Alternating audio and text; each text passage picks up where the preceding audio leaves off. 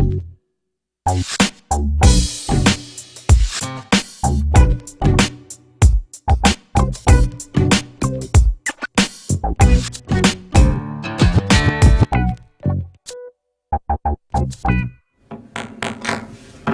morning, Recording LaPorte in County. progress. Thank you. I woke her up. Welcome to the LaPorte County Commissioners meeting for Wednesday, November the 3rd. We'll have the Pledge of Allegiance. In the crowd today we have the ex-mayor of the beautiful city of Delphi, Indiana, Randy Strasser. Would you lead us in the pledge, please? To the flag of the United States of America, and to the republic for which it stands, one nation, under God, indivisible, with liberty and justice for all. Thank you, sir. Roll call, please. Commissioner Mrzinski, Here. Commissioner Haney, Present. Commissioner Matias, Present. all present. Thank Get a little closer to your mic, buddy. Yes, sir. I hear your voice. Thank you. Consider the agenda. Mr. President, I have a few corrections and additions to the agenda. Item F under new business is the opening of the material bids and permission to purchase new dump trucks. I would like to move that up under consideration of claims, so it would be right after number 6 on the agenda. So bid opening, that way some of the people that are present who are interested in that don't have to wait until the end of the meeting. Under correspondence, I would like to add the State Board of Accounts letter that was received on Friday in the Commission office. And then under new business, I would like to add a resolution regarding ARP spending. Second. Okay, all in favor of the amended agenda, say aye. Aye. Thank you very much. Consider the approval of the October 20th minutes. So moved. Second. All in favor, say aye. Aye. Thank you very much. Consideration of claims. Payroll ending 10/22/21, $1,146,261.30. Operating expenses claims was $4,259,766.92. Mr. President, I move to approve the claims as presented. Second. All in favor, say aye. Aye. Thank you very much. Okay, we're going to consider the opening of the 2022 material bids from Mr. Warner himself. We'll take those separate then, do that first. Yes, we have our material bids. We have 7 different classes. Crushed limestone is one, patch is another, blast furnace slag, which we use for different jobs. Class 4 is like gravel dirt. We have a class 5, which is diesel and gasoline. Class 6 is signs, sign posts, anything regarding to that nature. And then class 7 is like culverts and guardrail. Good morning. Rather than reading each category, as you know, with the highway, we simply, with the highway bids, we simply reflect receipt or timely receipt and submission, including the bond. First received in Class 1 crushed limestone, and again, there are, I think, 12 to 13 different categories on each of these. First received is from U.S. Aggregates, timely received, again, for Class 1 crushed limestone.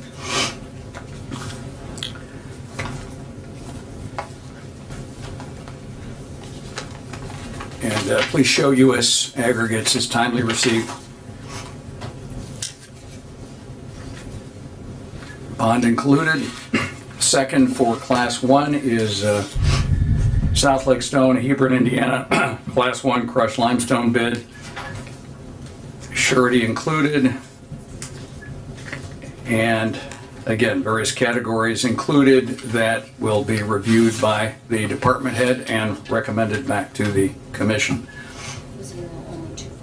Okay, those are the Class 1. Now we're in Class 2, paving, bituminous. First received from Central Paving, Logansport, Class 2.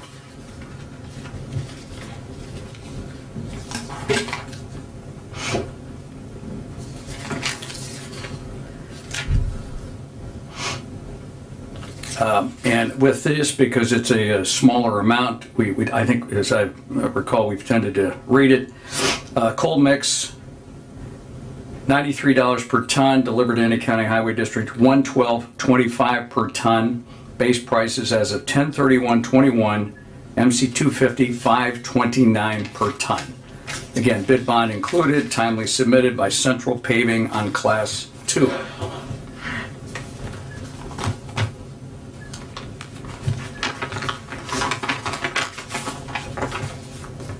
Reese Riley, Class 2 submission, timely received.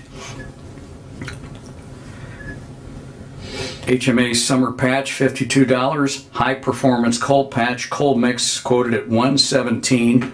Add the following unit prices for delivery to the following locations: to LaPorte Barn, $15, to Rolling Prairie Sub, $15, and to Hanna District, $20. And those are the, and we have a third submission under Class 2, this from Milestone Contractors North. Timely received. Bond or surety included.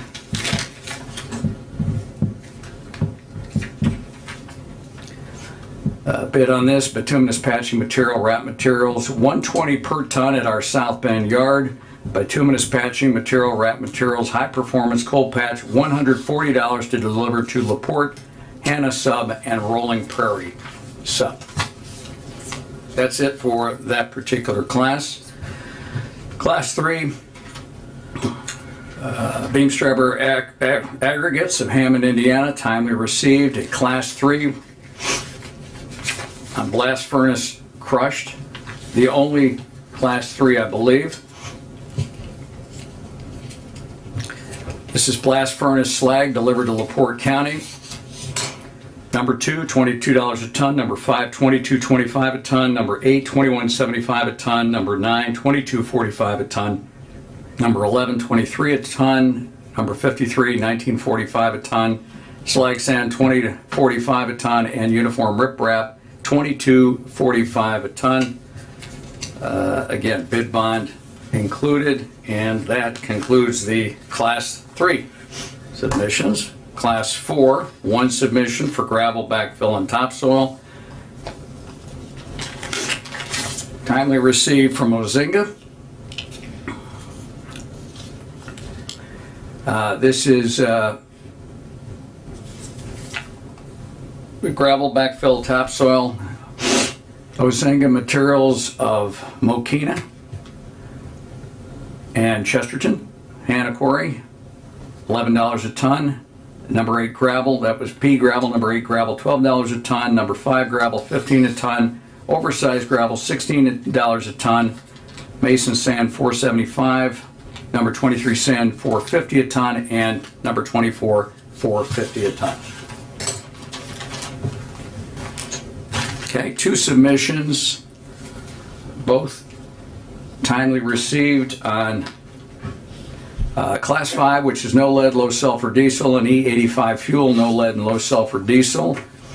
First from Triple J Mar of Wanata.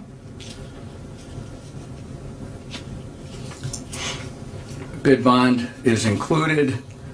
Again, the categories are numerous such that we, as I recall, tend to read the diesel fuel rather than the gas of the bulk truck. Regular unleaded gas delivered to county tanks, $68,847.50. Regular unleaded gas delivered to any point LaPorte County by bulk truck, $43,918.50. Premium diesel fuel, $328,009.50. Diesel fuel delivered to county tanks in LaPorte or Hanna by transport truck, $88,320. Premium diesel fuel delivered to any point LaPorte County by bulk truck, $82,222.50.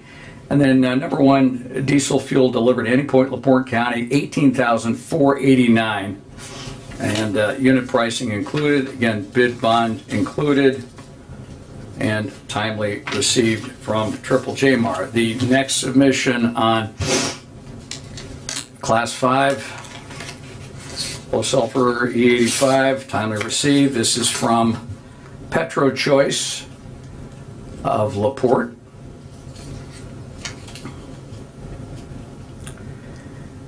And rather than totals on the, or summary totals, they've done unit pricing.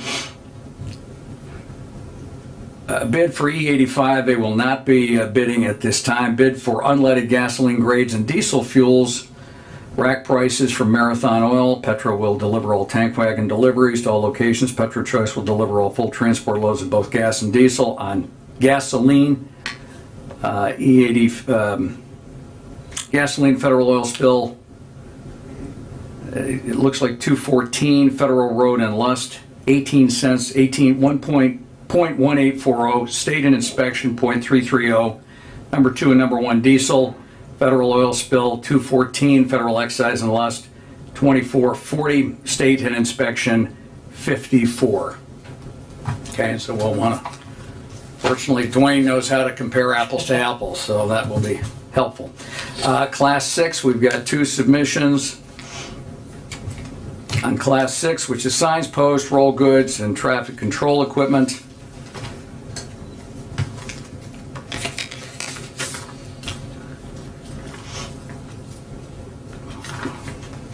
Timely submitted from TCS of Knox, Indiana. Bid bond included. This is highway specification for Class 6 signs.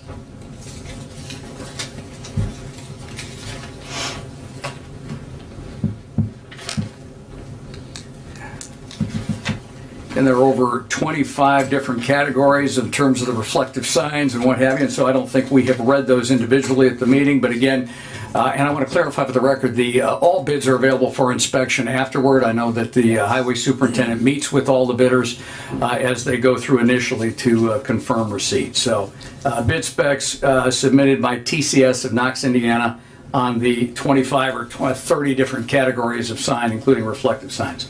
Next is a sealed bid on signage, Class 6, again, timely received from Osborne Associates of Logan, Ohio. Bid bond included, timely received. Again, there are some 25 to 30 different categories of various reflective signs, including vinyl signs, lettering, and those are all included with this particular submission. And I think that was it on 6, correct? This is on Class 7 culverts. We have 1 submission, I believe, from Debco Culverts of Francisville, Indiana. Timely received, bid bond included.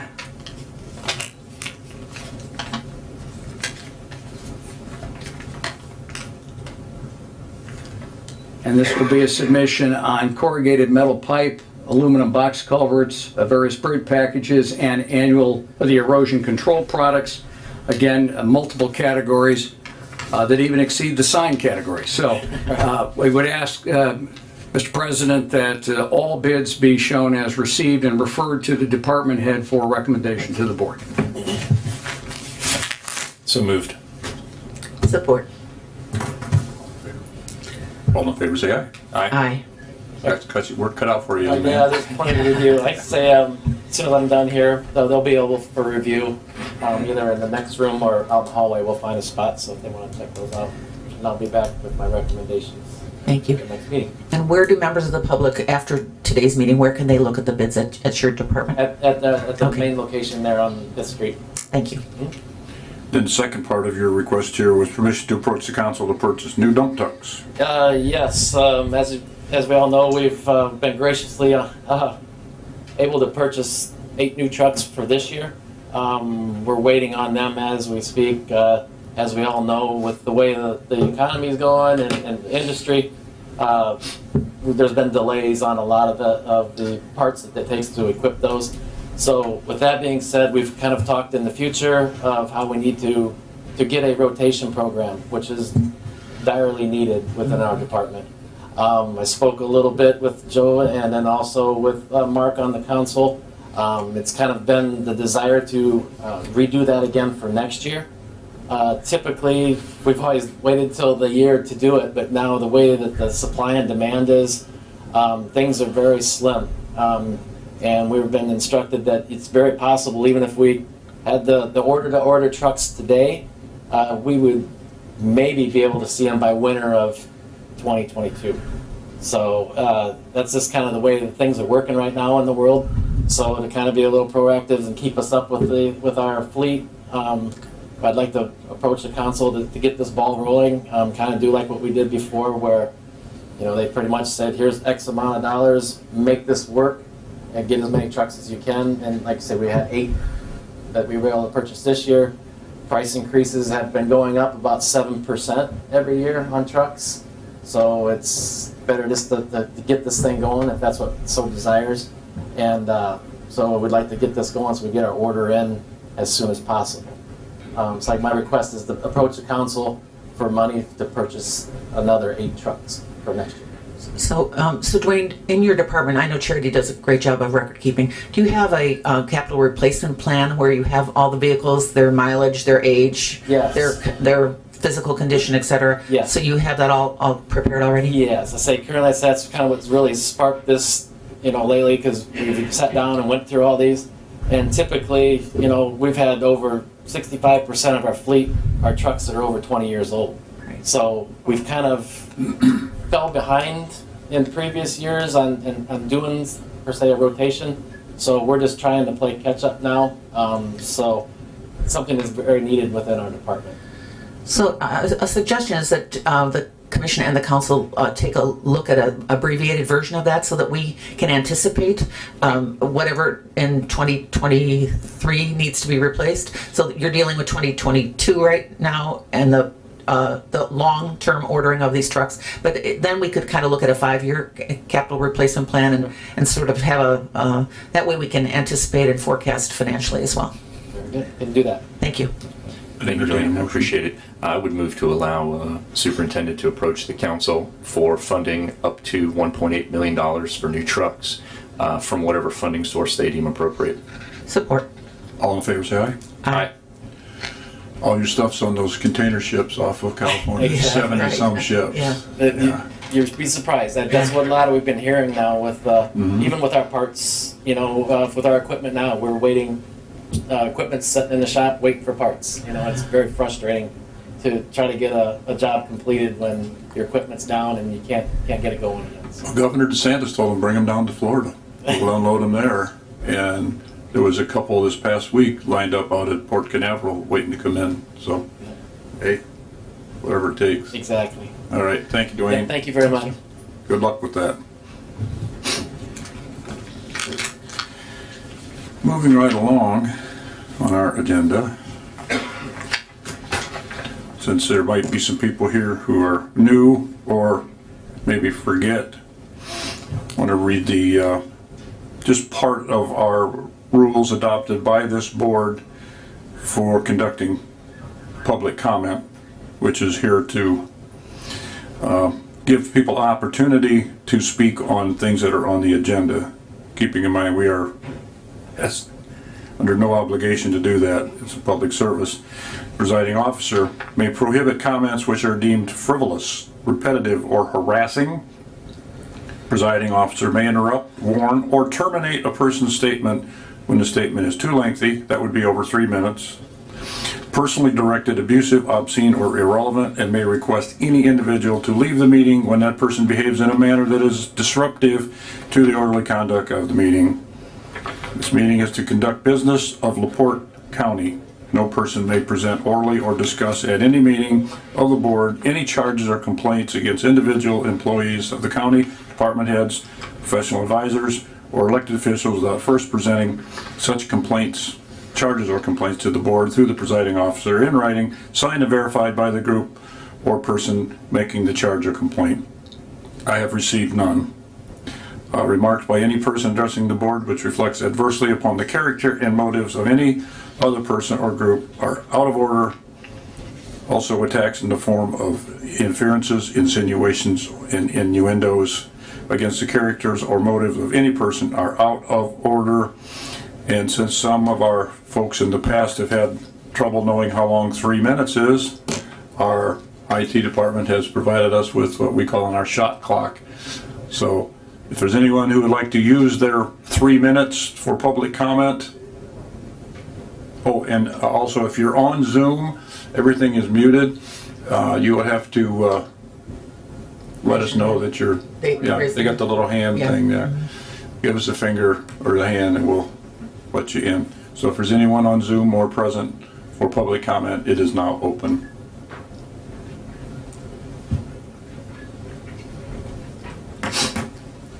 Good morning, Commissioners. How are we doing Good today? morning, thank you. I think we all witnessed during the last meeting of me being singled out. I believe that I should be subjected to the same rules that others are expected to be upheld to. A few people mentioned this at the last meeting. I don't believe having my time monitored to the second, many of those seconds were spent listening to you, talking during my public comment. While I accept and appreciate the interaction, your minutes belong to you, and I should be responsible for mine. Mr. Mazinski, I can understand you getting upset with the items I have talked about in front of this board since July. It does reflect on your leadership and your administration. It raises questions on many elected and appointed officials. The items I report are documented facts. Nobody has successfully disputed any of them. Now, we had the sitting attorney try. He made mistakes on names and dates. This could have been simply handled by a simple phone call. I will continue bringing my comments and questions to the sitting decision makers of LaPorte County during public comment. I want to say on public record, I do not understand why I cannot just get a simple answer to simple questions that have been made. Where are the active work permits? How have the permits that were required for the first 2 years of operations, but none are needed for the last 4 years of operation? Why can I not get a copy of the certificate of compliance on the property? Ms. Mateus, Mr. Haney, last week I emailed you the error-riddled paperwork that was supplied to get the Rule 5 stormwater runoff paperwork from our local MS4. I would have assumed you had seen it before, but maybe you had not. I red-marked areas that had the most egregious mistakes or listed work items required a permit or an outside party to perform. Page 2, line A15 had the biggest glaring error. Missing homes, many of them. The neighborhood homes from the people who used to come to here, as I still do. The homes were replaced with the words, "and the south is sparsely wooded." What the report does not say is that those homes are owned by others, mainly the ones who have made the noises. As you continue through the document, more omissions or comments to make the document appear at face value, a third-party entity would want or expect. Page 7, equipment refueled. I've never once seen a refuel truck there at the entrance that this claims. Page 8 talks of a third party should be inspecting the property. The MS4 is the third party that should be inspecting it. The building department is the third party that should be inspecting it. They're the same ones that accepted the paperwork. The hen's watching, the fox is watching is watching the, the scenario. The next email you received had an overview, and the next paper in the email you received had an overview map with missing homes. It also falsely showed a 100-foot wide buffer and land that is owned by others. Now being claimed that this sham operation, Use 3 minutes. thank you, now being claimed by the sham operation that's theirs. It is my property that he is claiming is theirs. The vegetated buffer also shows up, which is my property and other properties. When are we finally going to get a call for investigation on the paperwork? When are you going to conduct an audit on the operations being allowed by the elected and the appointed? When can I get a certificate of compliance on the property? Why is this simple request turned into a political football? Thank you for your time.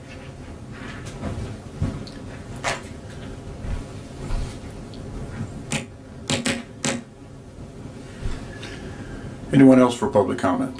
Anyone on Zoom? Raise your hand. See any on there? Darlene? No? Okay. Comes- Good morning, sir. Good morning, Commissioners. For once, I'm here for myself rather than a client. Didn't want to bring some of these issues up when I had clients here because I didn't want to prejudice them. The arguing has got to stop. I wish the auditor was here. The arguing has to stop. And none of this is directed towards you, ma'am, because you do a great job of trying to keep the peace. And quite frankly, I think you guys need to organize, and Ms. Matias should be your new president and take control and keep these meetings calm. If you're just gonna make innuendo, the election was a year ago. January, decisions were made.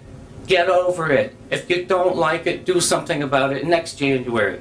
But you guys, we got Tony working his butt off to bring business here. Bert Cook, the mayor. I've picked up so many out-of-state clients that are bringing businesses here to LaPorte, and if they come sit in here and watch this circus, they're gonna walk out and go somewhere else. Get it together.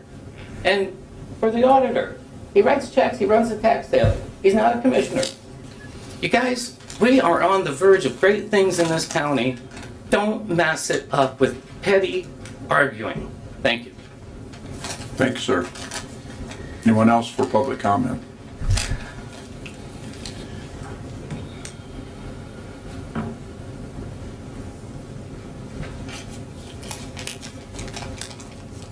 Earl Cunningham, 6311 West Shiva Drive, LaPorte, Indiana. Commissioners, Mrs. Gonzalez, Auditor's Office, Mr. Friedman. One quick comment on our last speaker. The state of Indiana has a governor and an attorney general in a lawsuit. So when you look at big picture, it looked like a whole lot different than LaPorte County. And some things are either going to change or they're not going to change. We're going to find out. Bottom line is, I saw recently that the attorney asked you three commissioners to find anybody in Indiana, any attorney in Indiana is giving you more of a bang for a buck. So that's 92 counties, so I assume you've got a pretty big job for you to find that out. But I do want to point out a couple of things that we are well aware of because of public records. Mr. Friedman was the attorney when two of you three commissioners were commissioners and we sold the county home for $50,000. If you recall, LaPorte City almost sold a little building out there on Pine Lake Avenue, and they said, oh no, we're going to bid that again.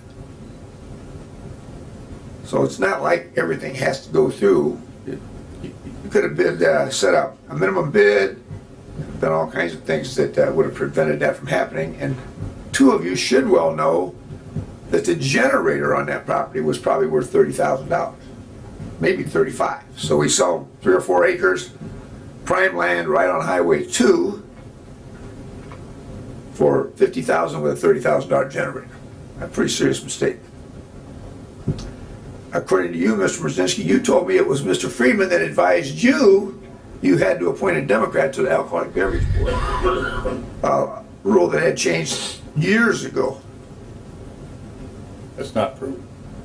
What's not true? Mr. Friedman did not advise me of that. That had been a standing rule for a long time. I assumed it still was. Well, that's not, that's fine. That's not what you told me. You said, Shaw said it has to be a Democrat. That was the exact thing. I called you the moment I heard that's who you were going to appoint. That's fine. At any rate, if it had changed, he should have informed you that it wasn't the rule when that law changed. Maybe you should have asked that question. And more recently, when you and Mr. Friedman were arguing that bidding the bridge was going to cost us an extra $13,000 or $13 million possibly, it was you and Mr. Friedman that said, nope, we're going to set up this new committee and start over. So when he brags about saving $1 million, he was on the position of spending that extra $13 million. Your 3 minutes are up, sir. Thank you. Oh, we're using the 3-minute clock now instead of the 8-minute clock, right? And let's just go back to what you said to start this public comment. Mr. Brzezinski, you said it's because of those of us out here don't know how to keep track of time. You were keeping track of the time when Mr. Przybylski got up and sang Mr. Friedman's praises for 8 minutes. Did you ever interrupt him one time? I tried to. That's totally false. Watch the video one more time. Thank you. You're a history teacher, weren't you? Absolutely not. Well, you're always bringing up history. That's why I just wondered. Bringing up my past is like robbing my old house. I don't live there anymore. Oh, in other words, you can't remember what happened 2 weeks ago at the last meeting? Oh, I remember perfectly. Look at the video and tell me when you interrupted Mr. Przybylski. It's a joke, Mr. Brzezinski. Anyone else for public comment? Good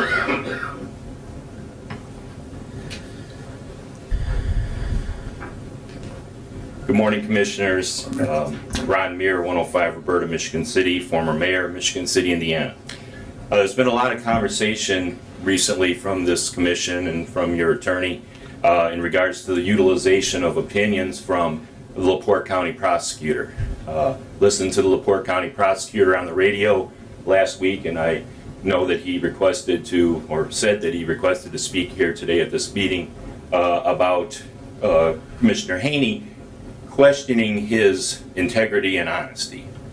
He is the highest law enforcement agent in LaPorte County. He's an elected official paid by the taxpayers. We should question his honesty and his integrity.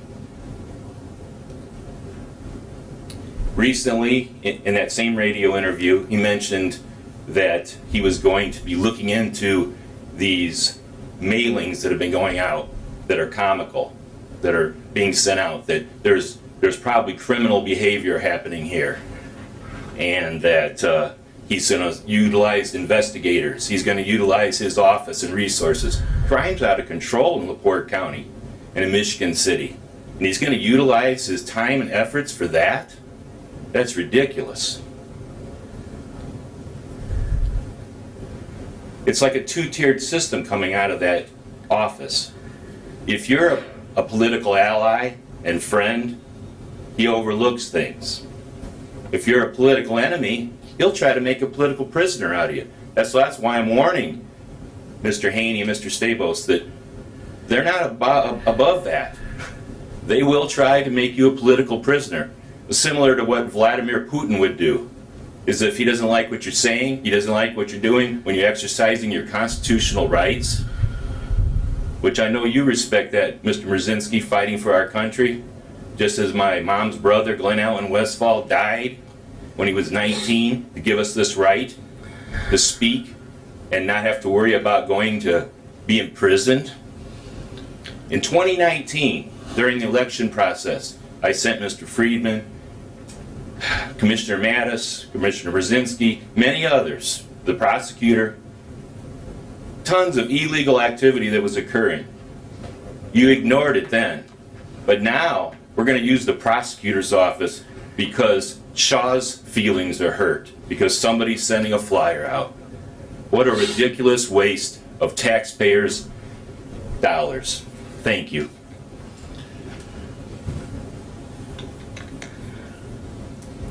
Any other public comments? Seeing none, public comment is, anybody on Zoom, Darlene? Seeing none, public comment is now closed. Move on to department heads.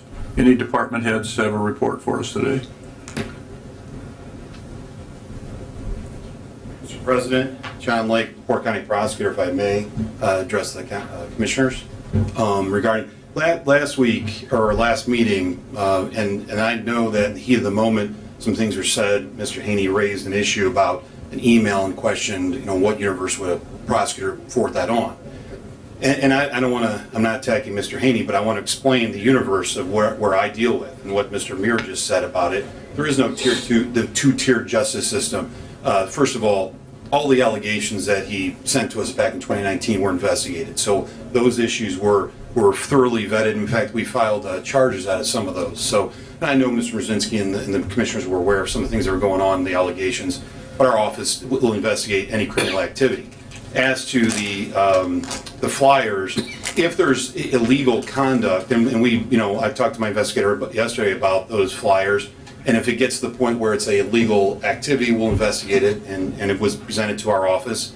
Some people had raised some questions about that being illegal, and we want to do things above board here. Because when you get into the different universes, it's kind of going back to third grade. We had those, the different circles, and they kind of interconnected. Well, we have the overall circle of everyone's life, but then we have the prosecutor circle, which is basically above, and we only touch on the politics very rarely when we have to run, and we don't get involved in that issue.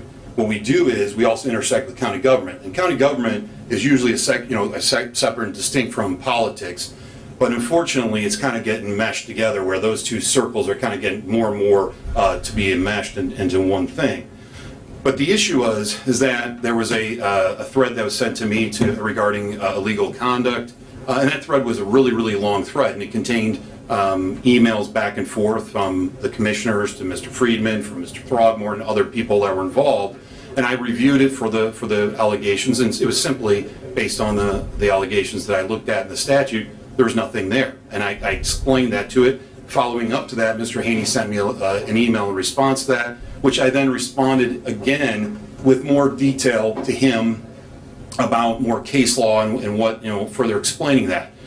Subsequent to those emails, there was continually getting more and more emails coming in. And so I thought at that point I would share it because of the emails that I got in regarding that this law that I shared with Mr. Haney would be relevant. There's nothing that was not a confidential, there was no evidentiary issues. And we start dealing about the universe, you talk about the legal, the factual, and the evidentiary issues. I don't deal with political assassination. I don't care about the politics. I don't care who the county attorney is.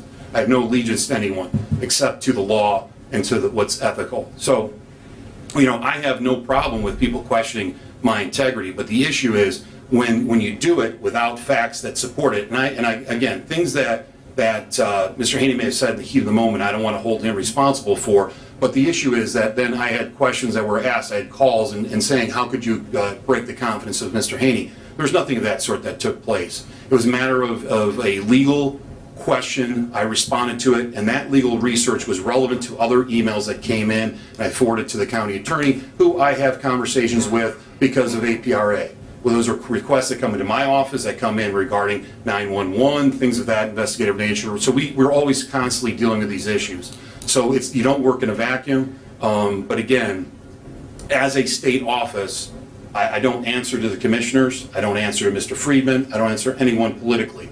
I am an independent officer. And again, I don't do things because, it would have been an easy thing to overlook certain behavior by elected officials. That would have been the politically astute thing, I think, to do. But I'm not a very good politician. I really don't care about the politics. I'm going to do my job. I'm going to uphold the law. And when I see that there's a violation of the law and there's some sort of crimes going on, I will uphold it and I will file the charges. And that's how I answer people. So thank you for your time. Thank you for your explanation. Any other department heads? Department head? There's a few online. Who's there? Amanda and Joe. Oh, Health Department? Go ahead, Amanda.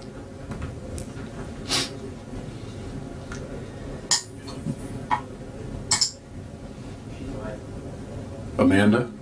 Good morning, Commissioners. Amanda Lehners, LaPorte County Health Department.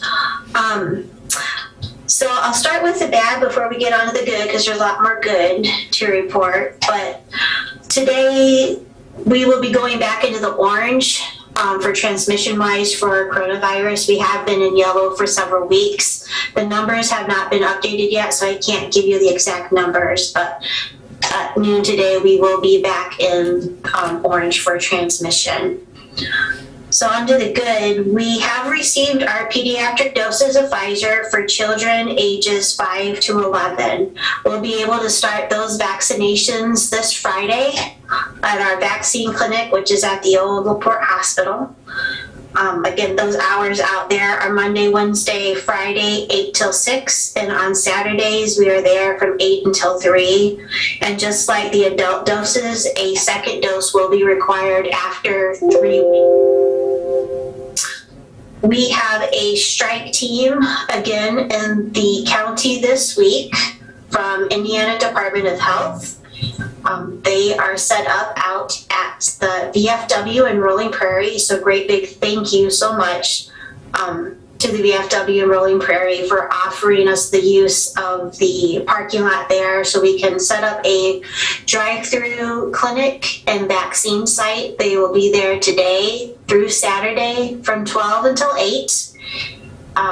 Rapid test, PCR test. They will also have Pfizer and J&J vaccinations. Again, this is a drive-through clinic. You don't have to get out of your car. It's over with pretty quick and you can go on and continue with your day. And finally, I'd like to send out a couple other thank yous. First of all, to the Pontius family, the Owls grocery stores. They have allowed us the use of the parking lots the last several weeks at very last moment to set up strike teams and drive-through testing clinics at both Owls Franklin and here in LaPorte. And also to Jack Arnett and the CVB for all of their support to the health department, all of their support to the IDOH strike teams. They've been very gracious hosts as well. So thank you, commissioners. Thank you, Amanda. A quick question. Does the strike team have the pediatric doses as well? They will have those doses, yes. Yes. And so can we make sure that gets posted to the website, because I think parents have been waiting, and you're probably going to have a surge, so they'll need that information. Otherwise, they'll be calling Diane nonstop. Right. That was just released today with the pediatric doses, so we will get that updated. Excellent. Thank you. Thanks. Thank you, Amanda. Great job, Amanda. Thank you.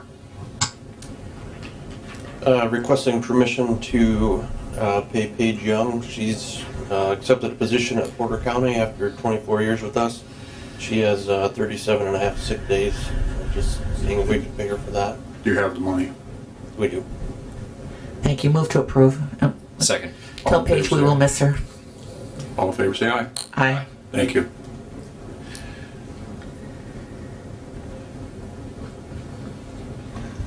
Good morning, Commissioners. I know better than to say I'll be brief, but I do have three important items that are extremely important to the county. One of which, and I would lead off with a special guest that we have with us this morning. That is Marissa McKell. The Indiana Farm Bureau obviously is, as a critical entity, is partnering closely with the Indiana Office of Community and Rural Affairs, and someone that we know very well, that have worked very closely with, that they have partnered directly with, and that's Purdue University and Dr. Roberto Gallardo. So I wanted to emphasize that opportunity, and had invited Marissa to give a very brief overshot of why this speed test, and once again our request of the Port Countyans to log in and conduct a speed test would be important to all of the efforts that we have right now to get rural broadband expanded to the unserved. So if I could, I'd like to invite Marissa up for a very brief overview. Thank you, Tony, and thank you, Commissioners, Nice for to see allowing you. me to be here this morning. As Tony kind of highlighted, Indiana Farm Bureau has been working on a broadband speed test for the entire state. The idea is to have data-driven broadband infrastructure moving forward. It is down to the premise speed test. It can be done with an address, or if your phone allows you to use GPS while on the browser, you can also use your phone and GPS location. This data is real time. We have a map of the entire state. It's a very good visual because we have green, yellow, red dots emphasizing where there is good speeds and where there is maybe not so great speeds. That data is also accessible to all local governments, all organized broadband teams such as your task force. If they wanted to use that data when they're applying for OKRA grants, your next level connection grants, or any federal grants that might be coming, they would have this data accessible to them. So we're just asking for more promotion of this test so that we really have the data when we're looking for new projects or new funding to get it in the right places, which is to those rural areas. I do have some business cards I brought with me that have the QR codes on them, all the information on them as well, if any of you would like those. If you have any questions. Yeah, quick question, Marissa, and thanks for coming. I met you at our last task force meeting and really appreciate the support of Farm Bureau. Are you able to get us the QR code so that we can put it on our website? And then our citizens have done the survey for our local mapping, which we did with, GIS has mapped it and it's a real-time map. So I know how valuable that is, especially in the grant process. And I don't know that the public is really aware that some of the maps that the feds have are really so not accurate, and they're basing funding decisions on inaccurate data, and that's scary. And I think that's where Indiana and states like ours have been left behind in the dust because they're using maps that are inaccurate. So I praise the Farm Bureau for taking this to a state level. We've been trying to do it locally in the county, and I encourage our citizens to support that movement because that brings our tax dollars back from Washington, D.C. and invest in the infrastructure in Indiana. So that's terrific news. Yes, thank you. I appreciate that. And we are working on trying to figure out if we can connect that data you already have into our system. We're in the process of that, but we're not 100% sure. We think that's possible, but it would still be great to have some additional tests in case that is not. And a lot of those maps that our state legislatures are using for funding federal, it's based off of reporting from the private companies who like to report they have an area covered because they want to be able to get any of that grant money, and whether those speeds are actually in those communities that they are claiming as covered has been questionable.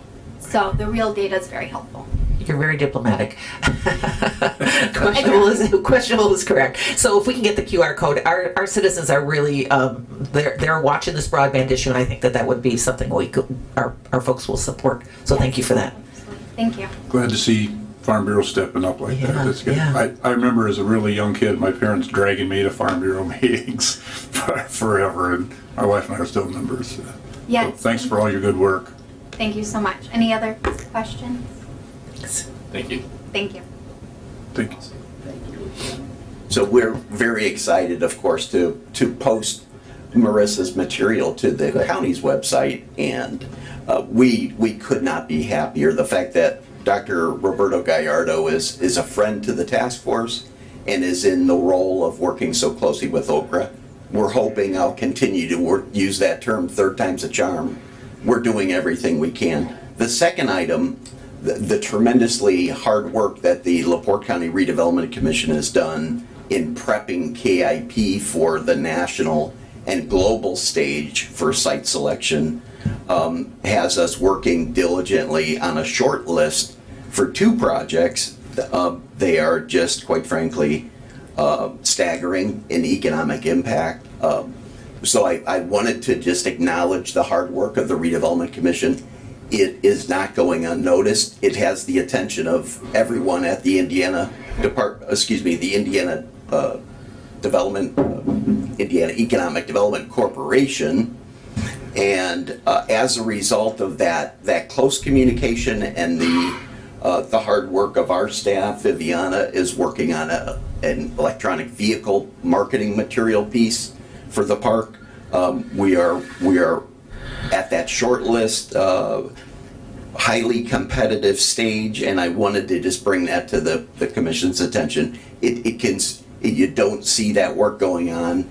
It keeps us busy constantly, and I wanted to make sure I was bringing it to the attention. Without all of the visibility that the Redevelopment Commission has done in making these 3 Tier 1 railroads so visibly available at one geography, it's getting the attention of all the national and global site selectors. So my accolades to them. And then lastly, at the next county commissioner meeting, we'll seek your support and approval for what is called a broadband ready ordinance, specifically an ordinance to establish LaPorte County, Indiana as a broadband ready community. And what that does is it allows us to boast more legally and more efficiently as to the process that exists in LaPorte County. So I will ask Viviana to distribute this to you. and ask your consideration at your next commissioner meeting. So, but in a nutshell, and to be brief, I'll leave it at that, and we look forward to more discussion on that topic at the next meeting. Thank you. Thanks. Thank you, Tony.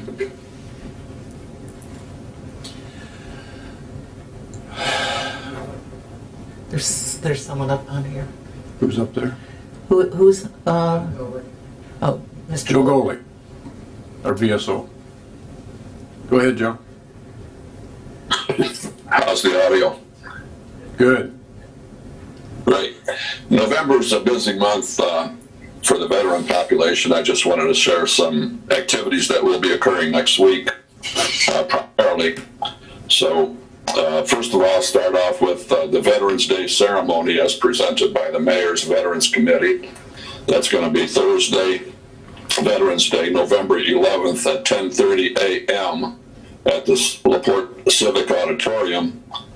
Again, 10:30 a.m. at the LaPorte Civic. They'll be serving coffee and donuts from 9 in the morning till 10:15, and then the presentation is 10:30, and then they will serve lunch for each veteran and one guest right after the ceremony. So again, Veterans Day ceremony, November 11th, 10:30 at the Civic. Earlier if you want coffee and donuts. This is in addition to all the restaurants in our area. I shouldn't say everyone, but there's so many that have Veterans Day goodies, I guess you could call them. There's a lot to be said for when they have certain time frames open for this, so I would suggest that anybody call their favorite restaurants and see if they have anything going on and what their hours that they'll be serving. There's just too many to mention, but it's virtually every restaurant you could think of.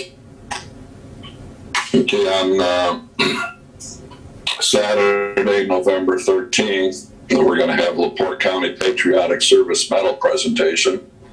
We did not have one last year because of COVID, and they were conducted at the annex, but this year it's going to be, the venue's moved to the VFW Post 1130 on McClung Road in LaPorte. And the presentation there is at 10 o'clock, and we ask that people show up a little bit earlier. And if your veterans are interested, those that served on active duty and have a DD 214, to call me at 219-325-5584. That's 219-325-5584. And I'll do an application on you. I'll need that, your signature, and your DD 214 to make arrangements for this. And finally, on the same day at 7 p.m., and again, this is going back to the LaPorte Civic Auditorium, the LaPorte County Symphony Orchestra will have a ceremony also, I should say, a tribute to veterans, where they're going to do the America the Beautiful and the Armed Forces Salute in tribute to the veterans, among other things. So that starts at 7 o'clock, and that for that one you would have to give me a call again too, and I'll tell the people that do respond of who to contact. It is an RSVP situation. So again, to contact me and I'll provide the information. That's it. Thank you, Joe. Thank you.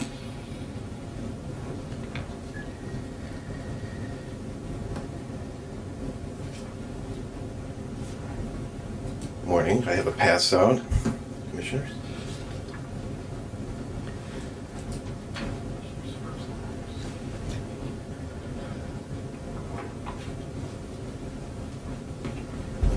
Good morning.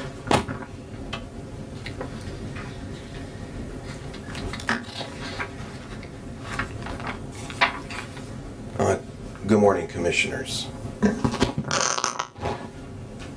It is with regret that I approached this morning that we have not gotten together and no effort has been made on your part to speak with me over the issue of the debates over Mr. Friedman's bills. I said at a couple commission meetings back, sit down with me, the elected officials who actually are supposed to have the power, and let's talk about this. Unfortunately, it's been crickets. I'd like to work this out with you still, and minimize costs to the taxpayers, and I regret your suit and wish you wouldn't have done it. By way of discussing that and reaching out to you so that we might be able to do that, since we haven't discussed this privately, I thought I'd do it at a public meeting. The top 3 items are 3 State Board of Accounts. The top, if you separate the packet, the top packet is the 3 SBOA letters. The most recent one from October 29th, which was the result of a solicitation or a letter by Mr. Friedman to the SBOA. The SBOA letter purports to suggest that they were telling me, encouraging me to pay his claim. That's been reported in the media. That's not accurate. The essence of this letter is a commentary from the State Board of Accounts, as I highlighted on the very last sentence or two. In summary, if the requirements of Indiana Code 51110 1.6c are met, and or the payment of a claim is ordered by the commissioners or a court and funds are appropriate and available, the auditor should pay the claim at issue. The lack of a contract is not reason alone to withhold payment for services already performed. I have never said, and I am not saying, that because Mr. Friedman doesn't have a contract, that I'm not paying him. I'm not paying him because he's not providing me the proper documentation, and he's denying Mr. Haney the documentation, even though Mr. Haney's his boss, so that I may properly audit the claim. In that last sentence, it says, in summary, if the requirements of Indiana Code 51110 1.6 are met. That's something the auditor determines. That's the Indiana Code. That are the 5 steps that the auditor goes through to audit a claim. I have my step, you have your step. So these representations in the media that somehow I've been ordered to pay the claim or requested are false. I'm going to be writing a letter to the SBOA, and I'm going to be including the 8 exceptions that I had from his July billings, which he should not have charged the county for, and have them review that because he wrote something to the SBOA that was slanted in a way to get what he wanted. We've been accused of that. I've been accused of that with regard to let me just finish this, with regard to the Franklin Street Bridge. Oh, Haney and Stables wrote to the SBOA and they got what they wanted. So, but I will point you to the next, to stay on discussion, I will point you to the second SBOA letter here. And the second SBOA letter. Mr. President, point of order. This is in litigation, so I'm not really sure that this is okay to be discussing. I'm reporting on an SBOA letter. So I'm talking about the duties of the auditor versus the commission. And it's a narrow subject, it's not the litigation. And we need to have this discussion. Well, you did state, though, that you weren't ordered to pay that, and you were. You were ordered by the Board of Commissioners. I understand that. So that was a false statement, then. You were ordered to pay it. I just want to be sure, because it's being litigated. I'm talking about a very narrow issue, and I'm asking you to go to the second letter. It's important that we discuss this. We are the power. We are the people that are elected. We have the power. So please look at the second letter. This is very important. It says the fiscal officer, I highlighted this at the top of page 2, the fiscal officer audits and certifies before payment that the invoice or bill is true and correct. There are some things you don't know here, and I need to be able to talk to you because you won't talk privately with me about this. Mr. President, if I could just excuse me, Mr. interpose Freeman. I'm sorry, Mr. Freeman. I need to talk point here. of procedure. I am a department head. I understand that. Excuse me. I am talking, sir. And I'm an elected official, and you are a hired person. I'm the county interposing auditor a point must of review the procedure. claim. I am speaking, sir. This is I am pending speaking, litigation. sir. The county auditor must review the claim with the original itemized. Mr. Stables, excuse me. No, the I point am of not order is going that to it's let in you litigation. Is that interject me. correct or not? That is correct. Okay, then we should not be hearing this. This is I'm going being to read litigated. this. And Mr. Stables has been appointed an attorney by the council 10 days ago. He should be communicating through his attorney. It is my department head comments, Mr. Friedman. It is not your time to talk and editorialize. I'm going to call this a recess for you to settle down. I'm going to call a recess here for a couple of minutes. Okay? You've been warned about talking about things that are in litigation. I am talking about state law. I'm not talking about anything in litigation. We need to have this discussion. We're going to take a short pause. I'll be standing here when you start. Recording stopped. Recording in progress. We're back in session. As I was saying, Thank you, Commissioner Brzezinski. It says the fiscal officer, page 2 of the SBOA letter dated September 16th, says that the fiscal officer audits and certifies before payment the invoice or bill is true and correct. Further down in that letter, it says, it's highlighted, it said the county auditor must review the claim with the original itemized invoice or bill. Ideally, the auditor has the contract on hand, and the detail in the contract provides information the auditor can use to audit against to determine if the invoice or bill is true to the context of the contract. Point that I would make vis-a-vis professional advisors, case of Mr. Friedman, where we don't have a written contract, and I understand that the council and commission may be going in the direction for what I've heard in the discussion of a written contract. That's good, and I partly am up here to say, please do that. My email to you around the issue of the Auditors Association, or the SBOA, when I was down at the Auditors Conference, telling me face-to-face that, and showing me in their guidance that written contracts are necessary and appropriate and proper internal control for service providers, was something I provided to you, and I said, let's get the county up to speed by the end of the year. That was more of a imploring and a suggestion. It was not a threat that and that's partly why I'm here to tell you this. It was not a threat against your statutory authority with regard to contracts, saying that I'm not going to pay a contract because it's not written. This top letter from the SBOA was basically a red herring where Mr. Friedman set up a straw man and tore it down, suggesting that the auditor wasn't paying him because he didn't have a contract. So I wanted to be clear about that. But I also wanted to be clear that it does make it clear in this letter that I audit and certify per the Indiana Code section noted, and that I don't have a contract in hand. But what I have is a vote by the commissioners in January of this year that hired Mr. Friedman as the county auditor. And my auditing then is against your verbal contract.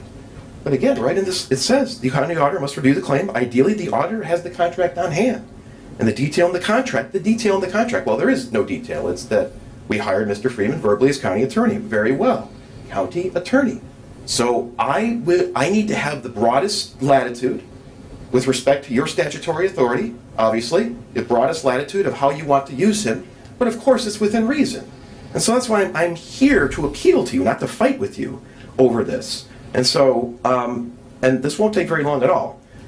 So, and so I have for you, because I don't think you've ever seen these things. In the second grouping, these are the list of exceptions that I had. And I'm not going to go through these publicly or anything like this. I'm not looking to embarrass him. In fact, this was all behind the scenes between me and Mr. Friedman around exceptions I had in his billing practices. It was all behind the scenes. I wasn't looking to embarrass him politically. Then I get sued, and then I get blamed for bringing it out in public. This is an embarrassment. I wish it weren't out in public. Here in your hands are the billing exceptions from July. $165 worth of issues on $20,000 worth of billing, less than 1% of the bills. But they are a concern, and I think they represent, with all due respect, a broader pattern. So take a look at these, because I know you haven't seen these yet.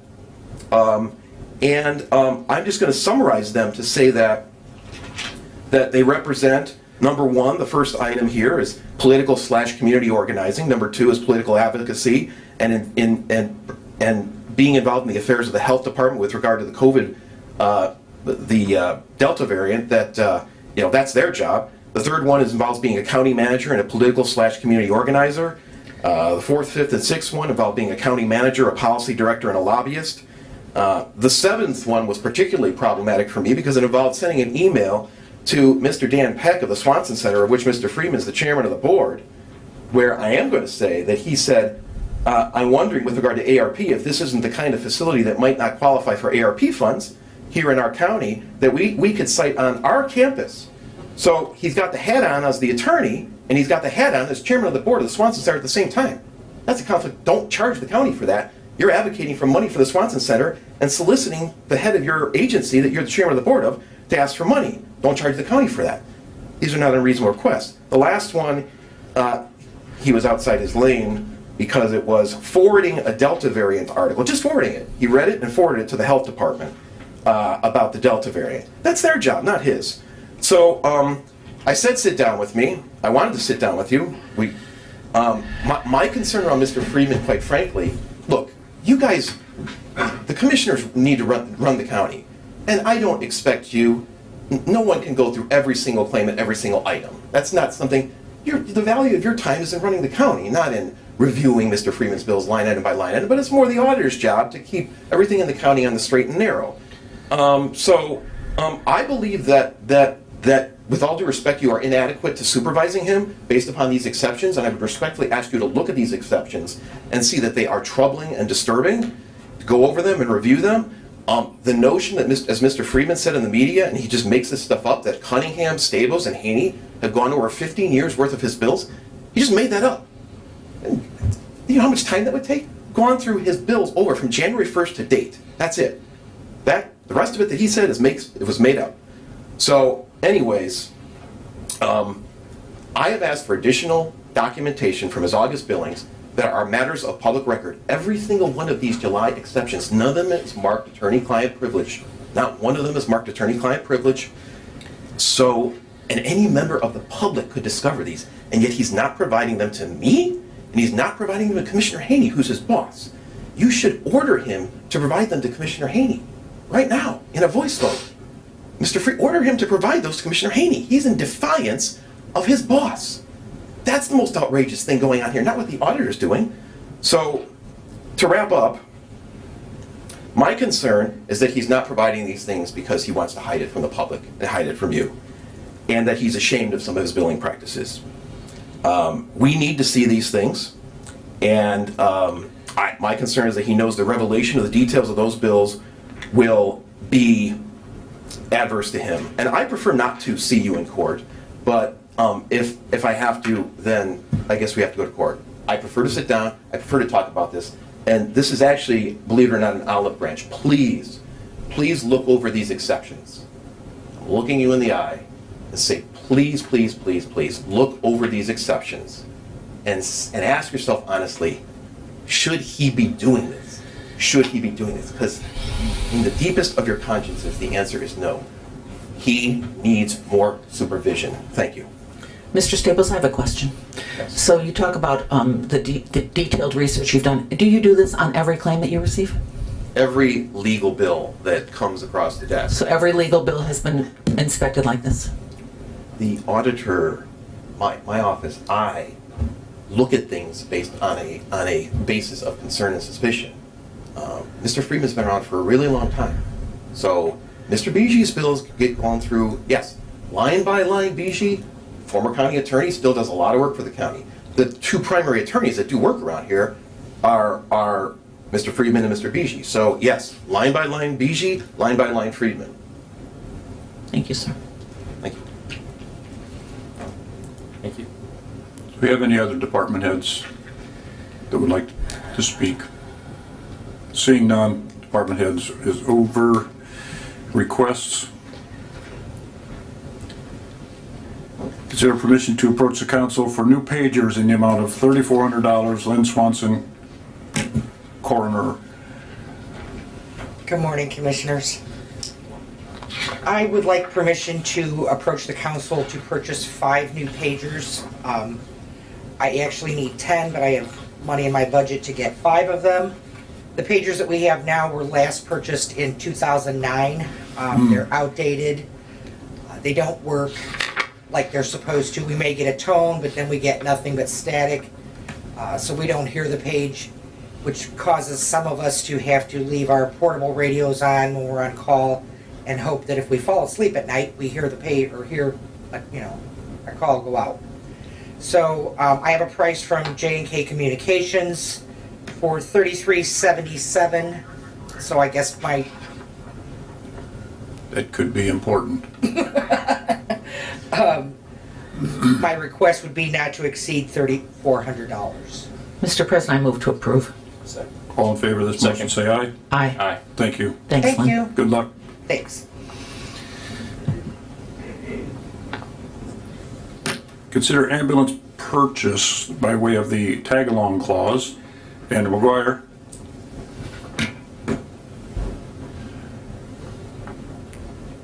Got a new haircut. Good morning. Morning. Good morning. In order to explain this properly, I want to give you a little bit of a background on how we got to where we are. So currently we have 2 ambulances on order that we were approved to purchase at the beginning of 2021. So about midsummer, just like everybody else that has vehicles on order, we started hearing rumblings about delays and issues with chips and electrical components, HVAC components, even factory shutdowns due to COVID concerns, stuff like that. Also, they started talking about longer build times and the fact that this would affect build times in the future, going out 2-3 years. And so, started getting a little bit concerned. I asked, what if we, at that current time, purchased an ambulance or signed for an ambulance, what would the build time be? They said 510 days. So that puts us, right now, if we order an ambulance, it'd be April of 2023. We wouldn't see that ambulance. Obviously, this is very concerning to us. Our fleet, when we get to the point where we are replacing that ambulance that's due to be replaced, the one with the most mileage, most issues, it's pretty much limping along. And then to extend that out even more, very concerning to us and very concerning to our fleet.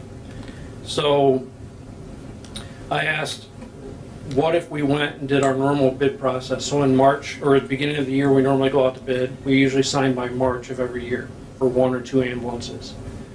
The company advised me that by the end of this year, by the end of 21, all of 23 will be booked solid. So they said take that 510 or 600 day build time on top of that, it pushed us out to about 2024.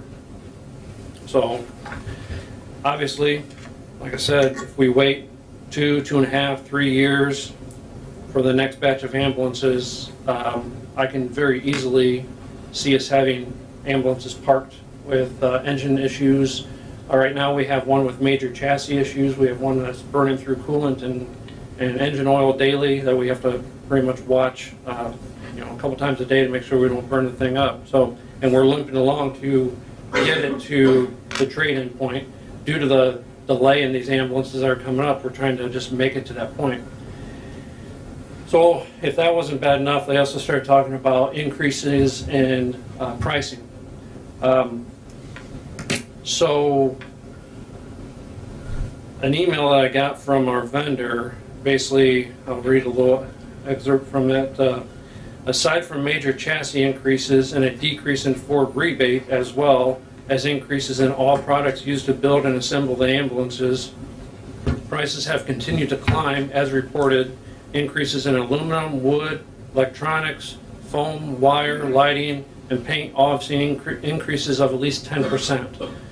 EVS, which is a company out of South Bend, they make all of our seating for us. They're predicting a 30% increase for 2022, and that starts at the beginning of 2022. Stryker, who makes our cots and stair chairs, they're estimated 9% increase.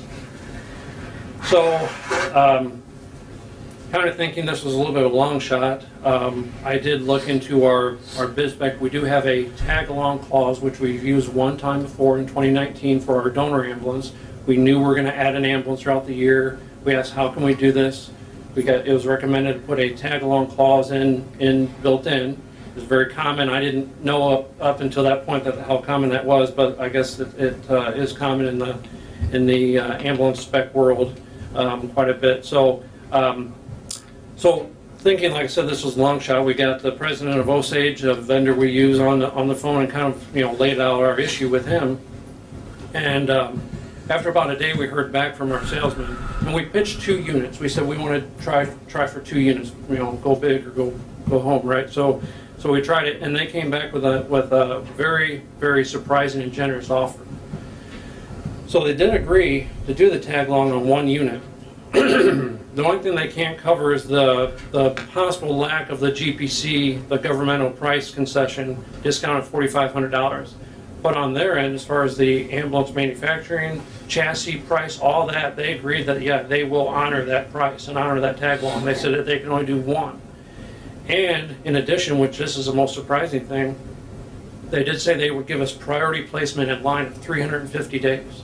So basically, we'd see that ambulance within about a year of signing the contract. So that would save us, approximately 2 years of build time. And the cost savings of that first tag along is $21,507 is what it would save us, or save the county. if we were to do that tag along. So I did get a motion of support from the council to move forward with this. They just wanted a motion of support from the commissioners for the vehicle purchase itself. And then on the second unit, they did come up with an offer. So instead of being able to agree to the first quarter 2021 pricing, they did agree to fourth quarter 2021 pricing before a lot of the increases take place here in 2022. Once again, very generous of them. And along with that, they did agree to the priority manufacturing of 350 days on that unit also, which is huge. I can't express how big of a deal that is for us not to wait, 2.5, 3 years for the next batch of ambulances. So that, on that unit alone, the cost savings was $9,500. So, the only concern with that is that in order to, on both of them, there's a deadline of December 15th that I have to sign the contract for. And on that second unit, in order to forego the whole bidding process of a couple months and sign that contract by December 15th, I'm asking for that to be considered an emergency authorization, allowing me to go ahead and sign the contract, and then I would go back to the council in 2022 to actually get the appropriation of the funds at that point. So I honestly do feel that this does qualify for that authorization, the emergency authorization. Obviously, like I've pointed out several times, if we were to wait 2 or 3 years on this next batch of ambulances, and we have to park 2 of our ambulances, that would leave us with 1 backup ambulance for the whole county. That's going to be detrimental to our standbys, all of our extra events. Every time we take a rig down to even have a basic oil change, we'd be down to no extra ambulances. We have 1 more tire blow, 1 more little issue, which we have issues every day, then we're shutting an ambulance down. So it would be very critical to the ongoing continuation of us providing emergency medical service to the residents of LaPorte County if we do not get these ambulances within a timely fashion. I'll be more than happy. I have a question, Andrew. It seems to me that we should go to the council for approval of the funding before you sign that contract. So is there a reason you want to, for the tag along? You have I'm concerned that they wouldn't like that very well. They already did a motion of support. Oh, they already did? They Okay. gave me a motion of For support the tag along? on both units. Okay, I wasn't clear on that. As long Okay. as you agree to the purchase of the tag along, and then also on the second unit, feel that you agree that it is an emergency Okay. appropriation. I missed that piece. All right. Yeah. Thank you. Mr. President and members of the commission, Andrew and I have had some discussions over the last few days about an appropriate way to address this. Certainly the 1 ambulance, I think, could be permitted under the emergency provision.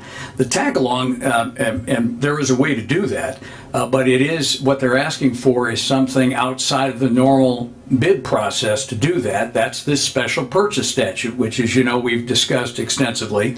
There is a provision under the special purchase statute that we have talked about in terms of specifically 522.10.5, savings to governmental body. A purchasing agent may make a special purchase when there exists a unique opportunity to obtain supplies or services at a substantial savings to the governmental body. So that if you authorize the tag-along option, you're going to want to make a finding for the record that it is found under that provision of the special purchase statute. But we're comfortable with both, but want to make sure that you know that since we're looking at something outside the normal public purchasing statute, you got to make a finding on the record that you're utilizing the special purchase statute to do that. Right. I understand. And if you're waiting for the ambulance, you want to make sure that it's coming, that it's not broke down. Exactly. It's very important.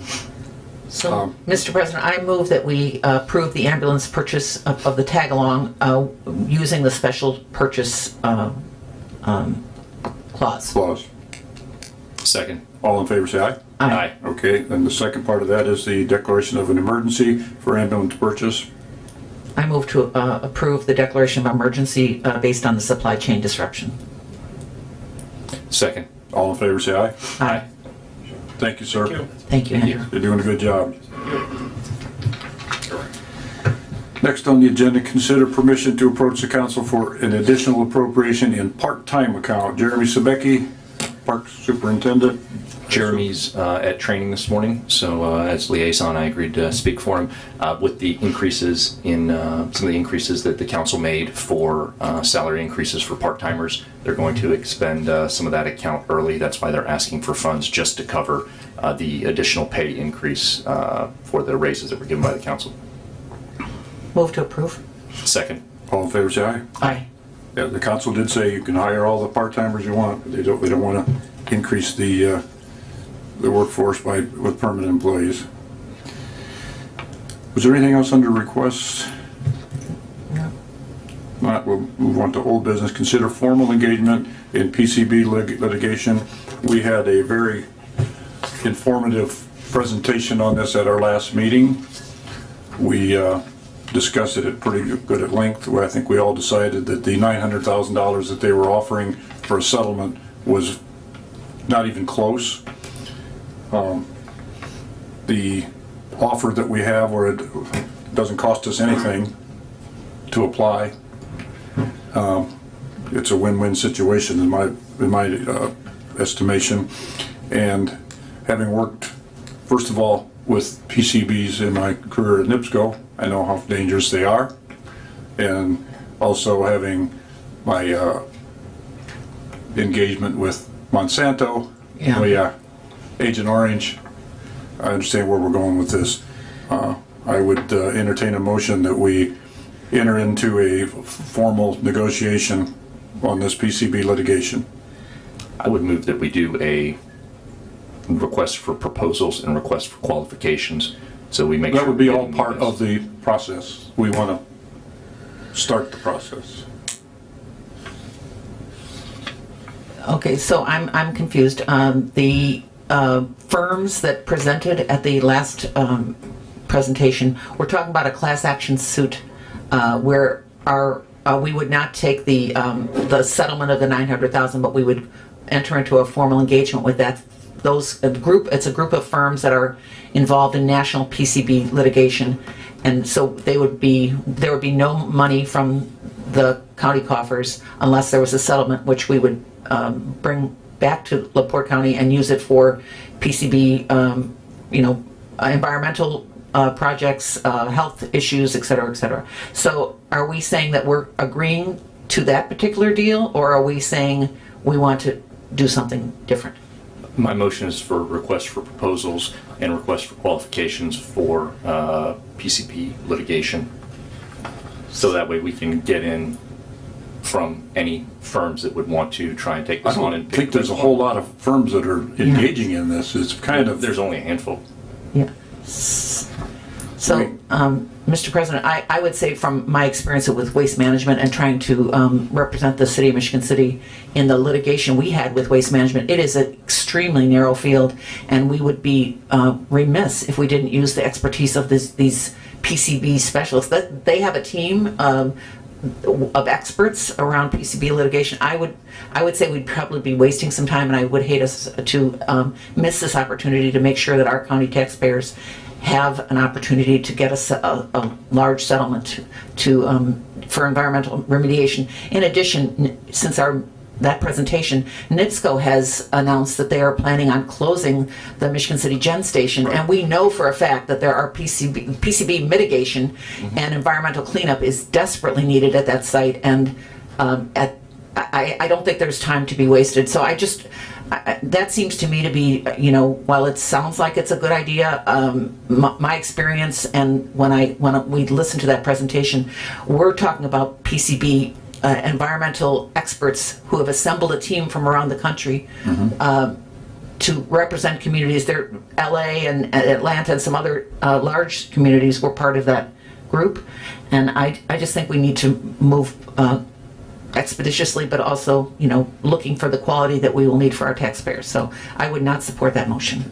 I appreciate that, Commissioner Mateus, and I would point you back to the talk that that firm and group had given us, that we are still looking at 30 to 60 days before we would need to formally decline, and then before their decision is made that we would need to formally decline, and then we would have I believe it was 65-day window. So we're talking about we still have probably in the order of 4 months. Not that I would want to take up that 4 months, but I certainly think considering that we would have 4 months before we need to respond, we could take another 2 weeks to wait and get some requests for proposals in. So, Mr. Haney, with all due respect, to write a request for proposal is it for a technical document? We will have to spend money to do that. So nobody just creates RFPs and requests for proposal on something this detailed and this technical.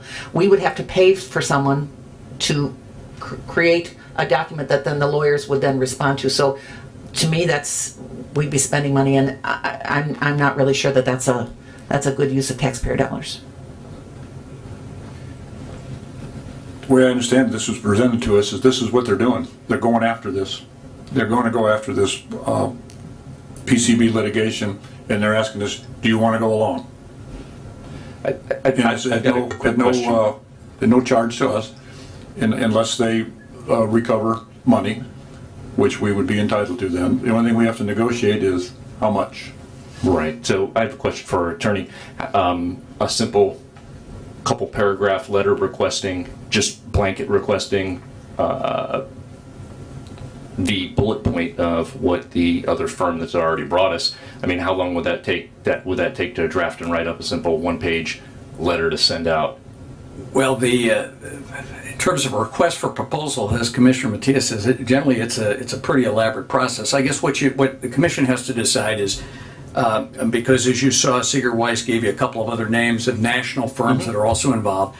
What you decide is, do you conduct that process or direct me to do that, or do you simply engage Seeger Weiss at this point and direct us to negotiate the most preferable percentage with them? So, I mean, it's really up to the commission at this point. I mean, but I think those are your two options. But as she indicates, this is not a simple request for proposals. I mean, this is pretty elaborate litigation. And I don't know if it's simply a one-pager, to be honest with you, Commissioner.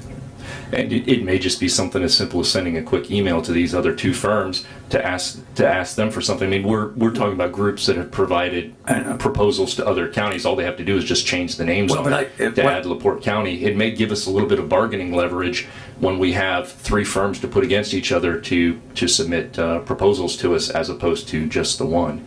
Well, Mr. Haney, I think we do have bargaining leverage. When they were doing their presentation, I immediately asked if they would be willing to negotiate the price down for us from, I think it was 28.5% or something like that, to 25%, and they were very amenable to that. And I think that's where our leverage is on behalf of the taxpayers. And keep in mind, Seeger Weiss is the only firm that's approached all 4 Northwest Indiana counties. I mean, we've not heard from anybody else.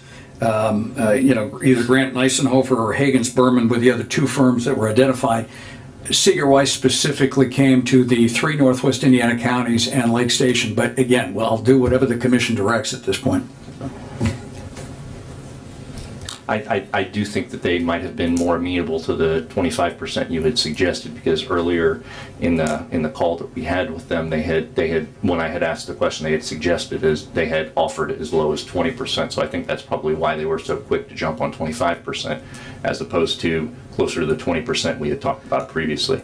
Well, Mr. President, we did not settle on 25%. That was a number that was thrown out. But I would say there's strength in the opportunity to join regional communities. I think that makes a huge statement to Monsanto when they see Northwest Indiana, where we know that we have environmental contamination in multiple sites in this county, and we know other counties have multiple sites as well. For us to be unified, I'm on the NERC board. I represent LaPorte County on the executive committee.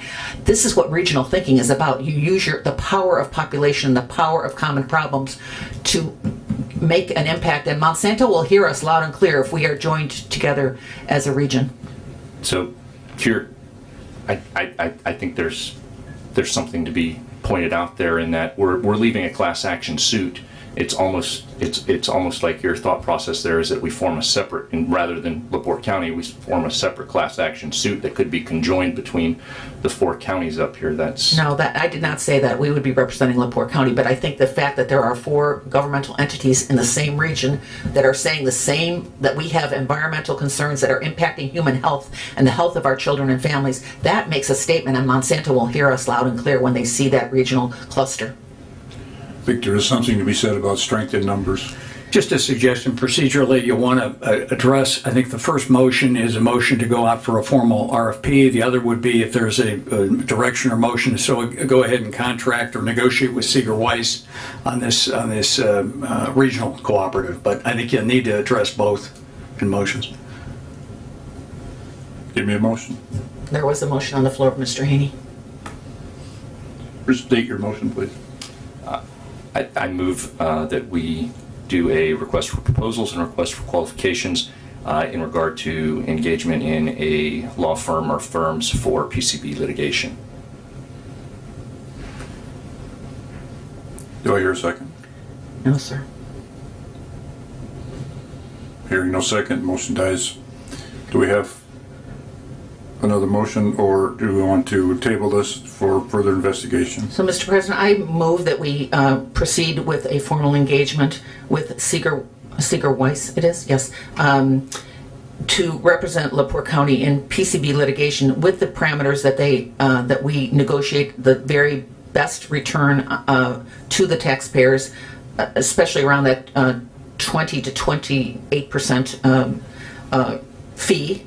And that's not a fee to the taxpayers unless there's a settlement. I think that's we need to really emphasize that. This is an opportunity for LaPorte County to see a return on the PCB and environmental impact that we have received over 100 years of poor processing of chemicals.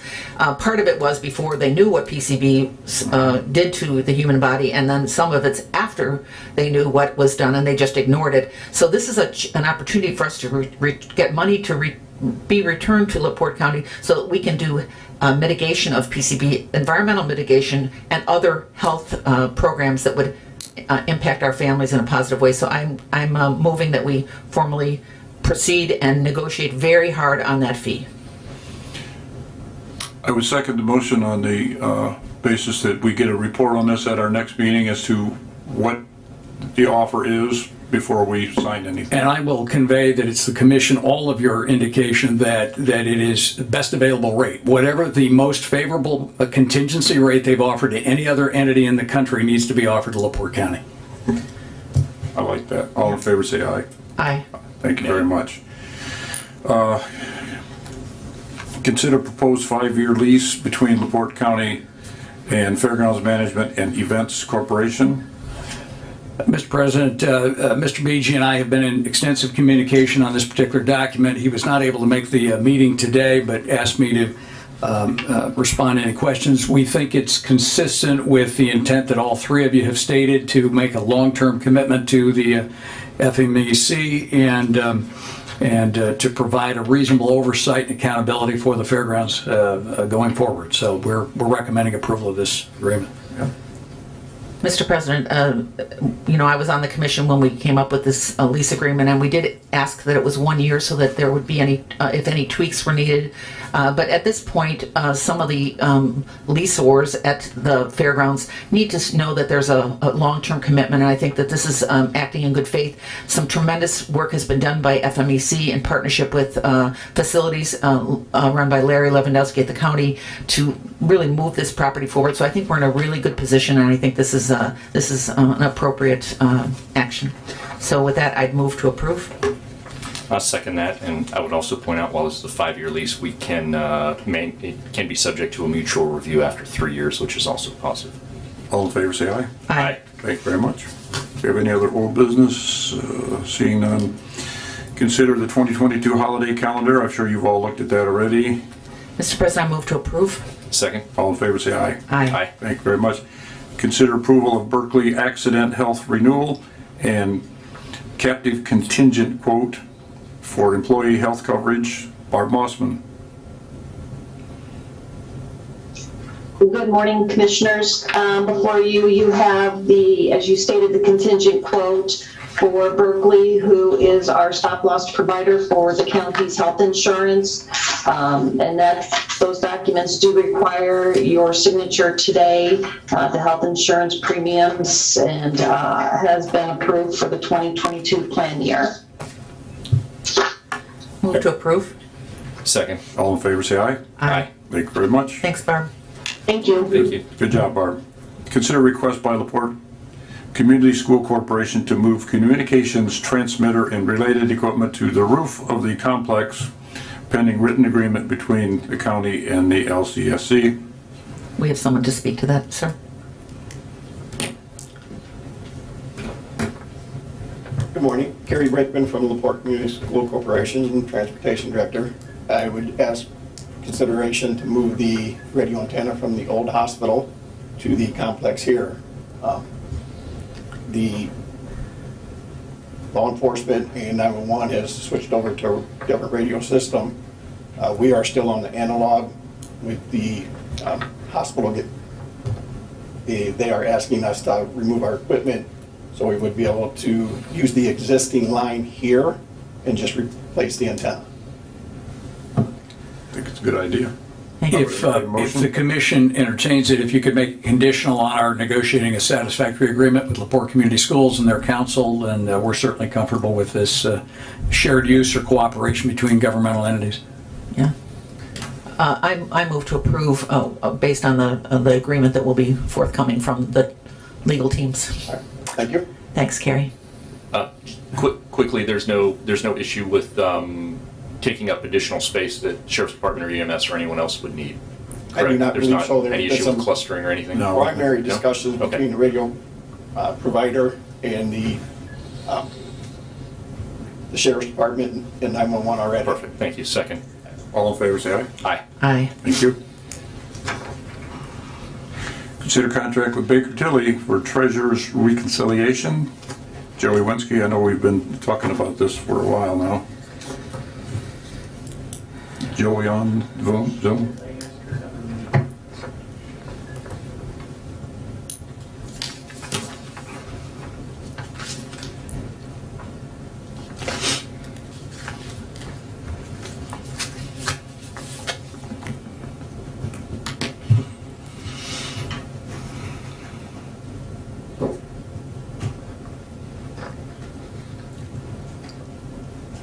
Do we have Joey Winsky?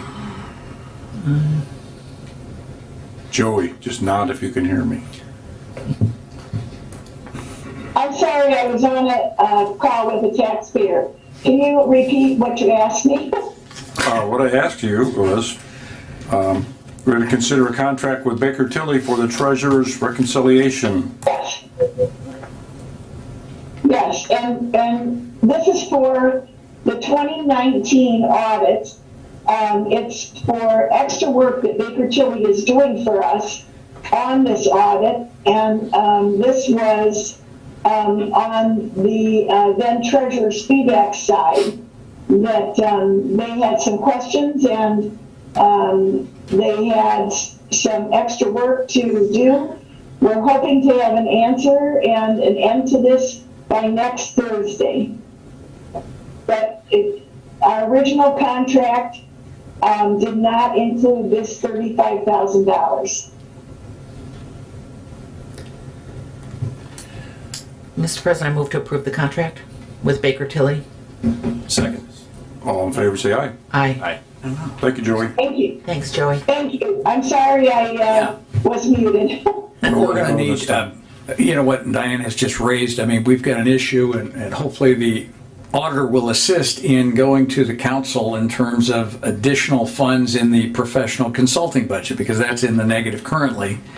And so I think you may want to make that conditional on funding being appropriated by the council for the professional consulting fund. That's a good point. Oh, yeah, because that's in the red, you're right. Would we add that to the motion? Could you take that as a friendly amendment to your motion? Yeah, so let's move, I add that as an amendment to the previous motion, and I guess we need to move and then revote. Yeah, I'll second that. All in favor, let's say aye. Aye. Thank you very And I much. believe it is still, what is it, Thursday, that appropriation requests have to be the 5th? Okay, so hopefully we can get something before the council that would be supported by the auditor's office so that we can pay those ongoing bills. Thank you, Diane. Good I work. would be, Mr. President, I would be happy to support that at the meeting. We would as well. Thank you. Okay. Just a question, I'm not trying to embarrass you or anything. Isn't it implicitly conditional? I mean, Well, but there was a denial, you'll recall, of professional consulting at the last meeting that, so I'm not sure everything is implicit. I think that we need the support of the auditor's office and the treasurer in this particular request, and you've indicated you will support it. Yeah, we're writing a rubber check. Okay, next, consider USI contract for bridges. Jay Sullivan, engineer par excellence. Good morning, Jay Sullivan, County Engineer. We were doing a superstructure replacement on the bridge on Michigan Boulevard over Trail Creek, just south of, or just north of the Johnson Road intersection. And that is with USI. It is an 80-20 grant with NDOT, and the PE contract is for $467,500. Entertain a motion to accept Mr. that. President, I move to approve the contract with USI. Second. All in favor, say aye. Aye. Thank you very Jay. much. Thank you, Jay. You had, We have a resolution as our last item. oh, no, we're good. Oh, okay. Thank you, Yeah, Jay. you're all set. Yes, Before we you- move to correspondence, I'd like to read a resolution into the record, a resolution of the Board of Commissioners of LaPorte County, Indiana. Whereas the American Rescue Plan, also known as ARP, signed into law in March 2021, has as one of its express goals the replacement of lost public sector revenue and needed support to help retain public sector employees. And whereas various department heads have reported both to the LaPorte County Commission and to the LaPorte County Council that we are losing public health and safety workers both to the private sector and to other public sector entities who are paying more generously for a skilled and well-trained employee. And whereas we fully support the Council undertaking needed salary studies and comparisons with other agencies to determine what types of adjustments need to be made in our salary structure in order to be competitive in both recruiting and retaining talented employees. But we are also cognizant that such studies take time.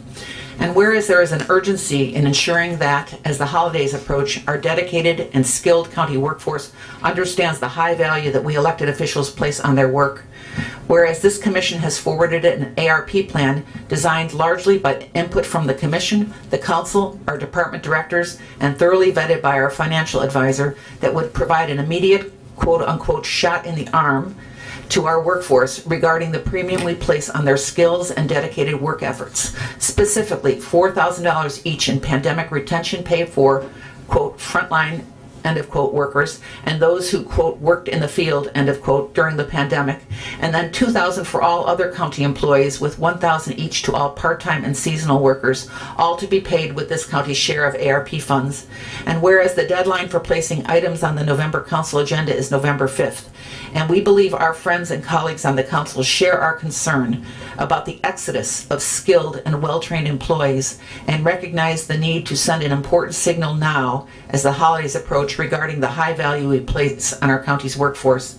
Now therefore be it resolved by the Board of Commissioners that we respectfully request that among other potential ARP allocations agended for the November council meeting, that this item, the county's pandemic employee retention pay plan, be among those items on the November council agenda, the November council agenda. And we urge strong support by the members of the council for this $2.5 million allocation for our county's dedicated workforce. And I'm hoping that all three commissioners can support this and sign this. We heard tonight, or today, this morning, about another county employee, a well-trained 24-year veteran who is leaving our county to go work at Porter County because they pay more money. So the time is now to invest in our employees. Obviously, salary structure is really, really important, and I'm hoping that the council carries through and does a thorough salary examination and assessment. But in the meantime, our employees have worked hard over the last couple of years, making sure that, in particular, health and safety matters were attended to with the highest efficiency and quality. We need to let them know how much we value them. That's what the ARP money is for. And when you think of it, that money goes into someone's salary and into someone's paycheck, and that money circulates and circulates and circulates around LaPorte County. So it's not just good for our employees, it's good for our restaurants, it's good for our small businesses, it's good for our service providers, because families will be able to use that money to take care of their families during the holidays. So I strongly urge this commission to work with our county council, requesting that they look at the this allocation of $2.5 million for our county's dedicated workforce at their November meeting. That would be a motion, sir. I've been at every single one of the council meetings this year, as well as their salary workshops, and I think it's a laudable thing that we have here in front of us. But considering the timelines and what I've heard, especially in public at these meetings from the council, I don't see any way they would support this on its face. I would respectfully request that we modify this to open the verbiage up a little bit to give the council a little bit of leeway, so that they will be able to have some leeway to make sure that we can help our employees in a timely fashion, but at the same time not get a straight down vote. With that in mind, and given the information that I've heard from the council, both in public and speaking with a few of them individually, there are concerns that a immediate large lump sum up front may not have that goal of retention, which is something that's extremely important. So giving them the leeway to be able to disperse that, whether it's a couple thousand up front and divide the rest out over a couple more pay periods, something along those lines. So with that in mind, I would amend this resolution to change the verbiage to say up to $4,000 per employee at the council's discretion, to be distributed in a time period or manner as the council sees fit, from ARP or ARP lost revenues as the council sees fit. So what exactly are you changing here? So we have a motion for this resolution, so we need to, you're saying that you want to move to amend this? Correct. Okay, so. Because I would like to see something passed for our employees, but as it stands now, I can't imagine the council would approve it as it stands. Okay, and so. The council's last meeting, of course, is obviously November, and we have a short window, so giving them the widest latitude to find something so that we can get something immediately for our employees, rather than, because if this gets voted down at the next meeting as it stands, there's nothing until January of next year would be the soonest the end of January of next year, they could act on something. So maybe I wasn't clear. This resolution is a sense of the commission. It is not a law. It's not an ordinance. It's not requiring that the council follow everything in here. It's a sense of the commission saying, we believe our employees who are departing in large numbers, EMS has lost 22 people, I believe, over the last 18 months. We heard today another highly qualified E911 person is departing for a higher paid job in Porter County. This is a sense of the commission that this is a serious issue that's affecting our ability to respond to health and safety in particular, and whether they want to pay it in certain way. If it's $4,000 for our frontline health and safety emergency responders and those who worked in the field, if they want to say it's done in over the next 4 months, I don't think that that's the sense of this resolution. The sense of the resolution is this commission realizes that our employees are skilled and well trained, they are dedicated, and we need to use the ARP money as it was intended when it was sent to us, our tax dollars back from Washington, sent to support and help retain public sector employees. That's in the law. It's been approved by our financial advisors, and so this is a sense of the commission. If they want to tweak it, or if they want to make it in 4 payments or something, that's certainly their obligation to do what they wish. This is a sense of the council, which is what a resolution is. So my move is that we adopt this as presented. It sounds like, though, with what you just said, you don't have a problem with what I suggested, though. You're trying to put words in the council's mouth. The council's going to do what the council's going to do. If they can give you $1,000 a month, they can give it to you all at once. That'll be their decision. And I being a member of the council for 8 years, I can tell you, they don't take kindly to the commissioners telling them how to do their job. I understand the gist of what she's saying. We are telling the council, you need to pay attention. This county has become the punching bag, especially for Porter County, of all the people we're losing from EMS, from the highway department, from the sheriff's department, from E911. If we don't do something, and I think it's up to the council, we tell them what we expect, they're going to do what they're going to do. I think what you just said makes perfect sense and actually backs up what I just said, is that we're giving them those options and that leeway to do it with my proposed amendment, as opposed to the ordering. You've just turned that around. My proposed amendment would give them those options and open it up for them to do what you just said, as opposed to trying to box them in. You just Mr. literally took President? that and spun it around. I don't know if you heard what you said there, but that's...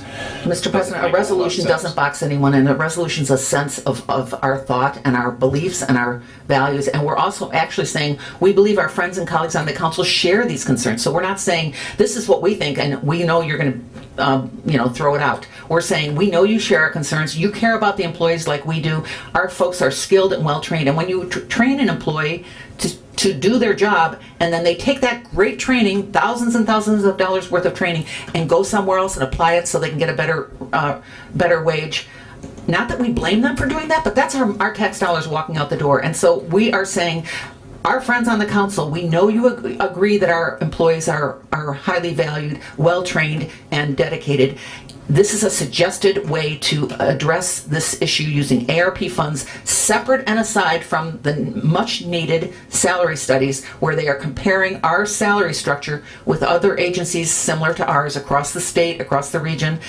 That's a separate thing, and we're saying great, we agree that that's a great idea, but in the meantime, while that's happening, that's going to take some time.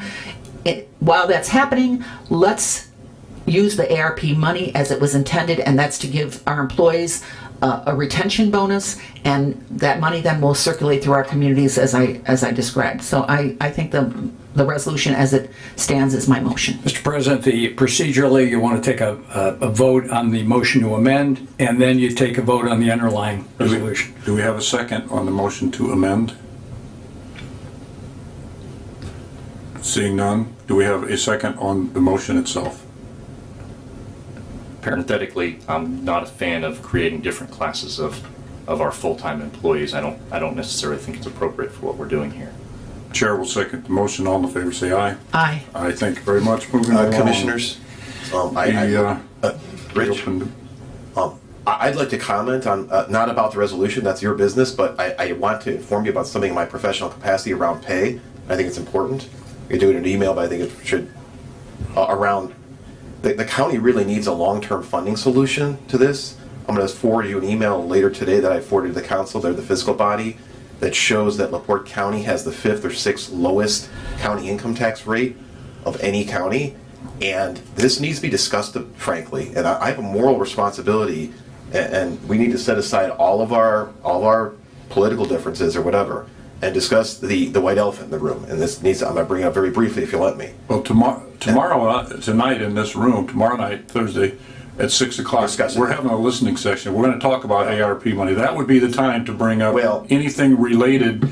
Let me just say this. This will take 30 seconds.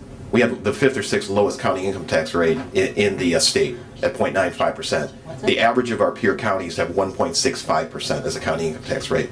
If you want to retain people, bonuses are nice, but you need to be able to show faith that you have a long-term funding solution to give them raises greater than the inflation rate, and one way of doing that, quite frankly, is to get us closer to our peers. That's political third rail of politics, but an increase in the county income tax rate from 0.95% to 1.25% raises $3.6 million in new money, whereas our growth factor for the next year for the property taxes is 1.6 million. So it's the white elephant in the room, but quite frankly, the reason that some of our other peer counties are able to fund wage increases is because their average income tax rate is 1.65%, and ours is 0.95%.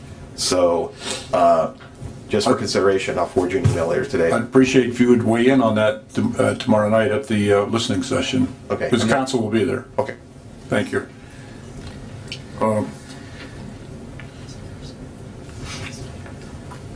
Is there anything else on? There's something here from the clerk's office. I don't think we addressed that yet. Well, she was going to come to present that because she's really not on the agenda. She was offered to present that under. I think she's agreed that can be held over to the meeting of the 17th. Yeah. Okay. Ask her to present that under department heads. She apparently chose not to. Was there anything else come before? Mr. President, I have something under correspondence. Okay. which is number 12 on the agenda. Wait. So the commission received a letter on October 29th from the State Board of Accounts. And it was referenced earlier in the meeting, but I do believe there's a lot of interest in this topic out in the community, and I think it would be appropriate for us to read this into the record. Dear Mr. Stables and the LaPorte County Board of Commissioners, the State Board of Accounts, SBOA, continues to receive inquiries regarding the claims payment process in LaPorte County, including delayed and or partial payments of claims approved by the Board of Commissioners.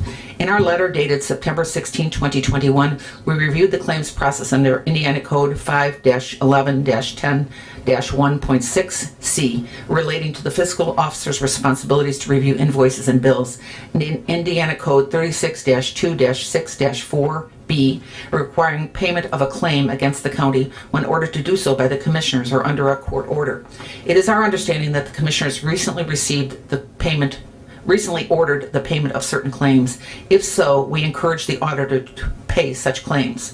We understand there may be an issue with respect to our uniform compliance guidelines prescribed pursuant to Indiana Code 5-11-1-24, which states in part, quote, payments made or received for contractual services must be supported by a written contract. Each unit is responsible for complying with the provisions of the contract. See County's Manual, page 1 to 5, available, and then they give a web link on the SBOA's website. For non-employees performing services for a governmental unit, written contracts provide the scope of services to be performed and a rate of comparison which can be audited against. These are circumstances, however, in which we would not take audit exception if there was not a contract. For example, a contract may not be required for small or non-routine services, or if there was a long-standing historical practice along with other documentation which identifies the services to be provided and the general rate or cost of such services. During an audit, the SBOA expects sufficient documentation be available for examination to provide information to support the validity and accountability of monies dispersed, such as receipts, canceled checks, tickets, invoices, bills, contracts, and other public records. In summary, if the requirements of Indiana Code 5-11-10-1.6C are met or the payment of a claim is ordered by the commissioners or a court and funds are appropriated and available, the auditor should pay the claim at issue. The lack of a contract is not reason alone to withhold payment for services already performed. Please contact us should you have any additional questions or concerned, and it's signed sincerely, Paul D. Joyce, CPA, State Examiner. That was received on October 29th. Thank you. Is there any other correspondence? Seeing none and nothing left on the agenda, move to Commissioner comments. Commissioner Haney. Thank you, Mr. President. It's been a busy few weeks here, and it's been a busy several weeks here, a few weeks. Spent a lot of time out visiting various sites around the county these past 2 weeks. Spent time with our EMS crews up in Michigan City at their base. Also went through the 8th Street building twice, as well as visited the courthouse in the former Brown Mackey building. Also had a fun day last Friday. Took some time to do some reverse trick-or-treating. Basically, I went around to all the offices in the county that I could. I started at 11 a.m. Had some meetings in the office that morning. Afterwards, at 11 a.m., I went around, did some reverse trick-or-treating. Basically, it's just bringing around candy to the employees, as opposed to what a standard trick-or-treating would be. Got to visit virtually every office and department, both in the annex in the Heiler building and the courthouse here. I ran out of time at the end of the day. I finished up right at 4 o'clock as the offices were closing, so my apologies to, I believe, what the only 2 departments that I missed would have been warrant services and adult probation. I'm pretty sure I hit every other department that day. I think that as we come up on this week, it's important to remember Veterans Day, and we are the land of the free because we are the home of the brave. So thank a veteran if you see them this Thursday and at all times. One of the things that I did want to talk about here was the most recent letter from the State Board of Accounts has been a good letter, and it builds and continues to build upon some of the letters and decisions that we've gotten from SBOA up to this point. What I do think is appropriate and important to point out here is that this final paragraph here, in summary, if the requirements of the Indiana Code 51110 1.6c are met and or payment of the claim is ordered by the commissioners or court, and funds are appropriated and available, the auditor should pay the claim at issue. The lack of a contract is not reason alone to withhold payment for services already performed. So I think this is a good qualifier for this letter, and it's important to point out a couple of things. I don't believe, to my knowledge, and the auditor expressed his position earlier, I know as far as my position, I have not said we should withhold any payments based on the fact that there is not a contract in regards to the services being performed. So that isn't necessarily germane to the issues that we're having here at hand here in the county. One of the questions that I did have, and I did reach out to the SBOA for this, and I spoke with Mr. Joyce's boss, the chief of staff for the State Board of Accounts, chief of staff Gager, and she, and my question was around this and/or in here. The language there is a little clunky, so I asked her for clarification on that. So the clarification that I received from her was that the requirements of the Indiana Code 51110 1.6c and order of the commissioners is when the payment of the claim at issue should be paid. The or is in relationship to the court. So that was something that I definitely had it seemed clunky to me, and that's why I reached out. I had excellent conversation with the chief of staff down there at the State Board of Accounts. And I think it's important to point out that the commissioners do not have the power or the authority to order the auditor to disregard Indiana Code 51110 1.6c. I think as we go back through this letter and we look at certain information that the SBOA says that they want to make sure that they have, is information to support the validity and accountability of monies dispersed, such as receipts, canceled checks, tickets, invoices, bills, contracts, and other public records. I think this is crucial for us to keep in mind here, and it's why I am opposed to the suit that the commission took against the auditor's office. Is that I do believe it's a frivolous suit because the commission cannot order the auditor to disregard state law, state code, or Indiana code. It's just simply not within the purview of the commission to order someone to ignore state rules, state codes, state laws. We'll obviously have to see how that plays out in the courts, but that's something that stuck in my craw there, and I do really appreciate the hard work the SBOA has done in trying to assist us as we go through those as we go through this procedure. I'm happy to say so far this year, this issue obviously is undecided, so we don't know here, but so far this year, the 3 times I've approached the SBOA, all 3 times my position has been asserted as the correct position to have. So I am pleased with my record going forth when I contact and reach the SBOA. Hopefully we'll see that continue, but who knows. As we're in Native American History Month, I thought it would be appropriate to close with a quote. This has been attributed a couple of different ways, a couple of different times, but it's mostly attributed to an old Apache prayer. And it says, "Looking behind, I am filled with gratitude. Looking forward, I am filled with vision. Looking upward, I am filled with strength. And looking within, I discover peace." I believe my resolve and my position has never been stronger, and I'm going to continue to fight for the people of LaPorte County, the taxpayers of LaPorte County, and the employees here in LaPorte County. Thank you. Mr. President, before we move on, and Commissioner Haney made mention of payment, and I was negligent in not making sure that we pay, we move to pay the $11,000 claim to Friedman and Associates. There is an $11,000 claim that has that we approved that has not been paid, and I would like us to move today as a commission to declare that bill to be paid, and then to authorize Attorney Cernak to amend the suit to include that $11,000. And I would mention, as a small business owner myself, and I know Commissioner Haney, you're a small business owner, to have $11,000 that you have expended in services to a client when you are a small business person, that's money that meets your payroll. And I don't know how many people work at Friedman Associates, but I know there's several,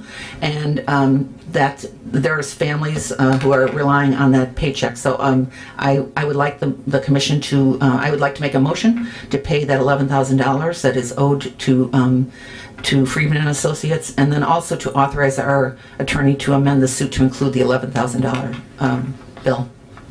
Motion on the floor, is there a second? No, with the. I will make a second. What All in we've favor, seen say here, aye. I don't. With it, we've seen insubordination from the attorney. We've seen a failure to bring himself in compliance. with Sir, required my statute. motion is that we make the payment for services rendered. We approved that claim to be paid, and now it's not being paid. So We my need to- we motion need to is audit not those about all claims. that. Those claims need to be audited to ensure they're actually true and accurate. And with with that office refusing to do so, how can we verify any of the things that are on there? They're not. There's no compliance there. You already voted in an open meeting. You already voted to pay it a couple months ago. You already voted to do that. So now you're denying your own vote? All in favor of that motion, say aye. Aye. Thank you. Moving on. Mr. President, I would just like to point out there's a difference between approving claims and auditing claims. There's a different statutory. They come from the auditor. They've already been marked up by the auditor by the time we get them, and we look at them individually. I don't know if you do, but I look at every line. Me too. You do. I do. I always have. Even when I was on the council, I always did. And I still. Are you willing to testify? Mr. President, Commissioner. I'd like to move on. You have the So, floor, ma'am. I want to remind the public about that 6:30 ARP listening session tomorrow. This is our tax dollars that have been returned to LaPorte County, and if there are social service agencies out there or school corporations, others who may have some ideas, I think now is the time for us to hear those ideas. The Zoom link will be posted on our website. The meeting is tomorrow at 6 o'clock, so if you're not able to attend in person, it'll be right in this room. But many of us are not able to attend. That's fine. You can log on to Zoom, you can listen, or you can participate as well. So I just wanted to remind everyone about that ARP listening session, and it's sponsored by the County Council President and our Commission President. We had a really great event in the region last week. One Region, which is a nonprofit organization that promotes business and economic development in our region, held a luncheon, and it was attended by about 650 people, and I was proud to represent LaPorte County there. The panel was led by Craig Dwight, the CEO and president of our own Horizon Bank, which was founded in Michigan City. And the panel was Senator Todd Young, Gordon Gill from Smith & Gill Architects, Congressman Frank Mervan, and Cordell Carter, the head of the Aspen Institute. And if you want to be proud of the direction of our region and LaPorte County in general, it's on YouTube. You can listen to the panel. It was about a half-hour presentation on the opportunities that are ahead in this region around data and around rail in particular. And there's a 90-mile advanced tech corridor that runs from Chicago to South Bend. And we are spot right in the middle of that. They're being developed into a research and tech corridor that I think will be really positive for the development of our county in particular. And they're talking about it being an innovation economy. So what we're trying to do is make sure that our young people don't have to go to big cities. They can innovate and they can start their own businesses right here in LaPorte County in the region by using the data and the tech corridor. So I think that's really good news. It was extremely well attended by CEOs and business owners and small business owners and government leaders all across the region who were joined together in unison saying Northwest Indiana is the place for business development. So it supports the work that Viviana and Mike Seitz and Matt Reardon and Tony are doing around LaPorte County economic development. So I wanted to be sure that to bring that up and to commend One Region for that leadership. In regards to jobs, those who listen hear a lot of noise from this commission lately, and I want to try to refocus us on the important things for families. The important things for families are their safety, and I'm looking out and there's law enforcement in the room. We care about our family's safety. That's a a pinnacle. We care about our responses to health emergencies.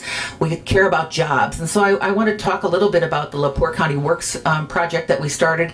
And this is our third presentation where we have a focus, a highlight on a LaPorte County business that has dug their roots in. They started in 1999, and they are growing and looking for employees. So, you know, when I'm around the community, sometimes people say, "Oh, back in the good old days, we had a lot of manufacturers. We had this company and that company." Well, we're here to tell you that while the companies may have changed, there are lots and lots of career opportunities for people right here in the region and right here in LaPorte County. So today, we'd like to focus on OTEC Corporation. OTEC is located at 4744 East Oak Knoll Drive in Rolling Prairie. OTEC was started in 1999 by Jack O'Donnell, who still is at the company, 40 years of experience with a tech focus and commercial and executive leadership.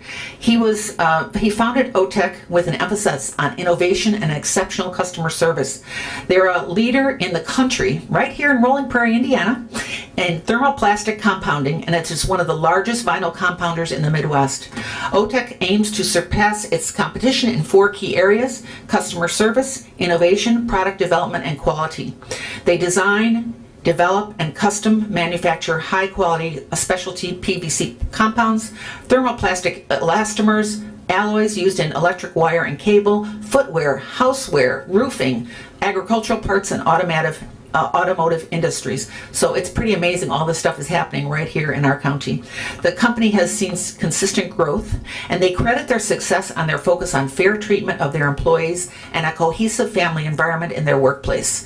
They have things like monthly luncheons, employee benefits, promotions from within, and other internal systems to encourage valued and productive employees. They start at $15 an hour. After 60 days, the pay can be increased to $16. They have administrative positions available between $30,000 and $50,000 annually. They have 90 employees currently, and they have many entry-level positions that they are recruiting for. Their applications can be found at otechcompounds.com, OTECH, compounds.com. We'll also be posting this on our website under LaPorte Works, and a highlight on our third company. So we've talked about Sims Meats, and we've talked about Sullivan Palatech, and now we have Rolling Prairie, Indiana, OTEC Corporation, which is growing and looking for new employees. So if you're looking for a job, or if you know somebody who's just starting out in their career or is looking for a job change, let's look at LaPorte County. You don't have to drive far away. We say not only do we shop local, but we work local.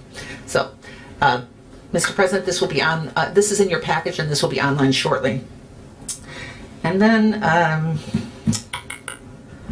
I want to make a shout out to Viviana, Tony, Mike, in particular around the LaPorte County Works program, because I think they do some of the legwork in making sure that we have our facts straight and we are able to highlight companies that are in a growth mode. And this is our way of honoring employees who, you know, people think you have to go out and you find the big companies. You have to go find Google and big rail companies. Those companies are out there and they're looking at LaPorte County, Indiana. But we also want to honor the companies who have a long history here, heritage here, and are part of kind of the bread and butter jobs that make our county thrive. So thank you, Mr. President. That's it for me. Thank you. Yeah, I'm glad you brought that up to do a presentation on OTEC. Several years ago, I went on a visit there with Bert Cook, and then last year or year before, I went on a visit there with Mike Seitz, and they run a really good business there. I got to tell you, Jack here's the guy that owns the company, and he's walking through. We're walking through the factory. It's not the cleanest place in the world, but you know what? It's a good job, good benefits, good pay. And Jack O'Donnell, the guy that owns it, he's walking through and he walks past and he goes, "Bill, how you doing? How's things going? You getting your car back? Charlie, how you doing?" He knows everybody by name. It's almost like a family. That's what I asked. Is this family? No, that's just their employees. That's the way he is. That's the way he treats them. Yep. You know, if you're not happy with your job, it makes it harder to go to work every day. Right. So it's a great little business. And of course, it's in Rolling Prairie. Can't say enough about that. And you also mentioned Viviana, Mike Seitz, Matt Reardon, Tony Rodriguez. I talk with at least one of them almost every day, because we have so many good things we're working on in this county. And they're all coming along a little bit at a time, and we're moving the county forward. It's going to put people to work. It's going to raise our standard of living, and I can't say enough about what a great economic development team we have here and the great work that we are doing. And as Joe Golick mentioned, Thursday is Veterans Day. To me, every day is Veterans Day, but remember those who gave you freedom, because it's pretty damn important. And with that, we're adjourned. Thank you.